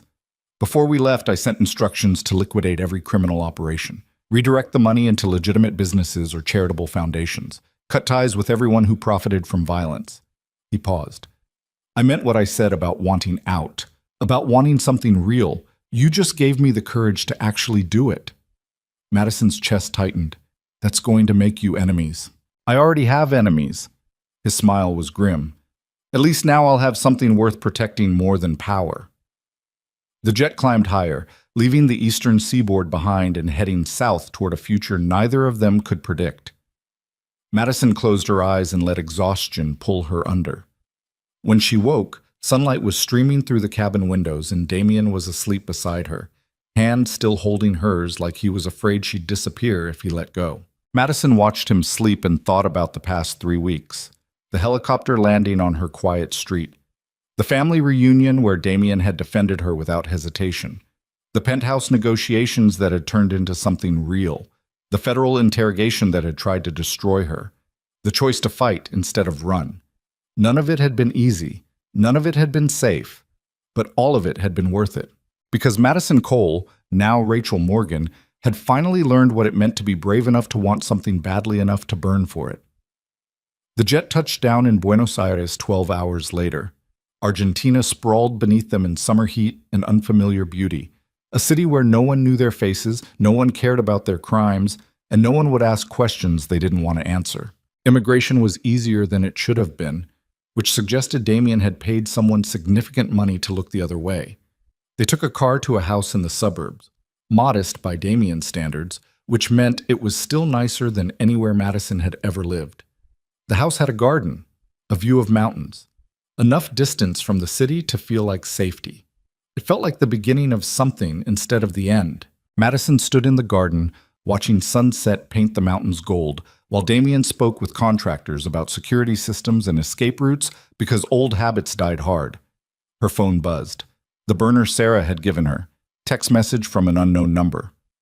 Victor Castellanos arrested this morning on 17 counts of corruption, racketeering, and obstruction of justice. Your story broke 6 hours ago. Every major outlet is running it. You won. Sarah. Madison stared at the message for a long moment. Then she forwarded it to Damien and watched his expression shift from controlled to something that looked dangerously close to relief. It's over, she said. For now. Damien pulled her close. But we still have a long way to go before we're really safe. I know. Madison pressed her face against his chest and listened to his heartbeat. But we're going together, and that's enough. They stood in the garden until the sun disappeared completely and stars appeared in unfamiliar constellations. Then they went inside to a house that didn't feel like home yet, but might someday. And they started building a life that had nothing to do with helicopters or federal investigations or family reunions designed to make Madison feel small. A life built on honesty and loyalty and the terrifying courage it took to choose love over safety. A life that would probably always carry the weight of crimes committed and lines crossed. But a life they'd chosen together, and that made it worth every scar. 6 months later, Madison sat in a cafe in Buenos Aires writing under her new name. Not journalism anymore. She couldn't risk the exposure. Fiction instead. Stories about women who made terrible choices and survived them anyway. Stories about men who tried to be better than the monsters they'd been raised to become. Stories about love that cost everything and was worth it anyway. The work was different from what she'd done before. More honest somehow. Less concerned with exposing corruption and more focused on understanding the human capacity for redemption. Damien walked through the cafe door carrying flowers he'd bought from a street vendor. Not expensive hothouse roses, just simple wildflowers that smelled like the garden they'd planted together. He kissed her forehead and sat down across from her. How's the writing? He asked. Slow. Madison closed her laptop. I keep getting distracted by the fact that I'm sitting in a cafe in Argentina with a man who used to be a Mafia boss and is now trying to figure out what retirement looks like. Any conclusions? It looks boring. Damien's smile was real. I spent 15 years terrified of being weak. Turns out being weak is actually kind of nice. You're not weak, you're just human. Same thing in my world. Then maybe you needed a new world. Madison reached across the table and took his hand. How are you doing? Really? Damien was quiet for a moment. I miss parts of it. The power, the certainty, the knowledge that I could solve any problem with enough money or violence. He paused. But I don't miss who I had to be to have those things. And I definitely don't miss being alone. You're not alone anymore. I know. His thumb brushed across her knuckles. That's the part that makes retirement bearable. Knowing I gave up an empire but gained something infinitely more valuable. Madison's phone buzzed. Email notification. From her mother. The first communication they'd had since Madison had disappeared 6 months ago. She opened it with shaking hands. Madison, I don't know if you'll ever read this. I don't know if you're even alive, but I need you to know that I understand why you left. And I'm sorry for what I said that last time we spoke. Your father destroyed our family with lies, but you saved yourself by finally telling the truth about who you are and what you want. That takes more courage than I ever had. I don't know if I'll ever see you again, but wherever you are, I hope you're happy. And I hope you found something worth the sacrifice. Love, Mom. Madison read the email 3 times, tears blurring the words. Then she showed it to Damien. Are you going to respond? He asked quietly. I don't know. Madison's voice cracked. Responding means admitting I'm alive, which means admitting I chose this life, which means accepting that I can never go back to being the person I was before I met you. Is that a bad thing? No. Madison wiped her eyes. It's just permanent, and permanence is terrifying. So is loneliness. Damien squeezed her hand. But we're not lonely anymore, we're just different. And different is better than empty. Madison stared at the email for another long moment. Then she hit reply and typed, Mom, I'm alive. I'm safe. I'm happy. And I'm sorry for everything this cost you. I can't tell you where I am. I can't promise I'll ever come home, but I can tell you that I finally understand what it means to fight for something instead of just surviving. Thank you for understanding, even if it took 6 months. Love, Madison. She hit send before she could talk herself out of it. The email disappeared into the void. Maybe her mother would respond. Maybe she wouldn't. Maybe this was the last communication they'd ever have. But it was honest, and honesty was all Madison had left. She closed her laptop and looked at Damien, at silver eyes that had seen violence and chosen gentleness, at hands that had built an empire and were now learning to build a garden. Ready to go home? He asked. Yes. Madison stood and took his hand. Let's go home. They walked out of the cafe together into Buenos Aires sunshine. No helicopters this time. No family reunions. No federal agents or corrupt prosecutors or media circuses. Just 2 people who'd burned their old lives to the ground and were slowly building something new from the ashes.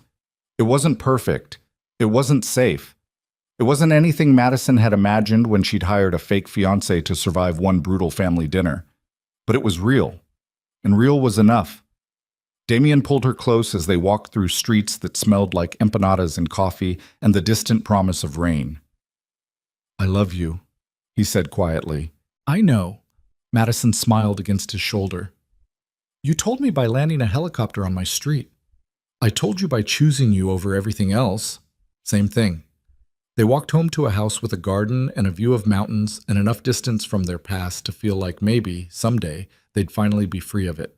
And in the quiet moments between planting flowers and writing stories and learning what it meant to be human instead of hunted, Madison Cole, now Rachel Morgan forever, realized something extraordinary. She'd spent her entire life terrified of becoming her father, terrified of making choices that would hurt people she loved, terrified of wanting anything badly enough to fight for it. But in the end, she'd made the hardest choice of all. She'd chosen love over safety, loyalty over law, courage over fear. And somehow, impossibly, she'd survived. Not because she was stronger than she'd thought, but because she'd finally found someone worth being strong for. Damien Moretti had landed a helicopter on her quiet suburban street 3 weeks before her life exploded, and Madison Cole had chosen to burn with him instead of surviving alone. It was the worst decision she'd ever made.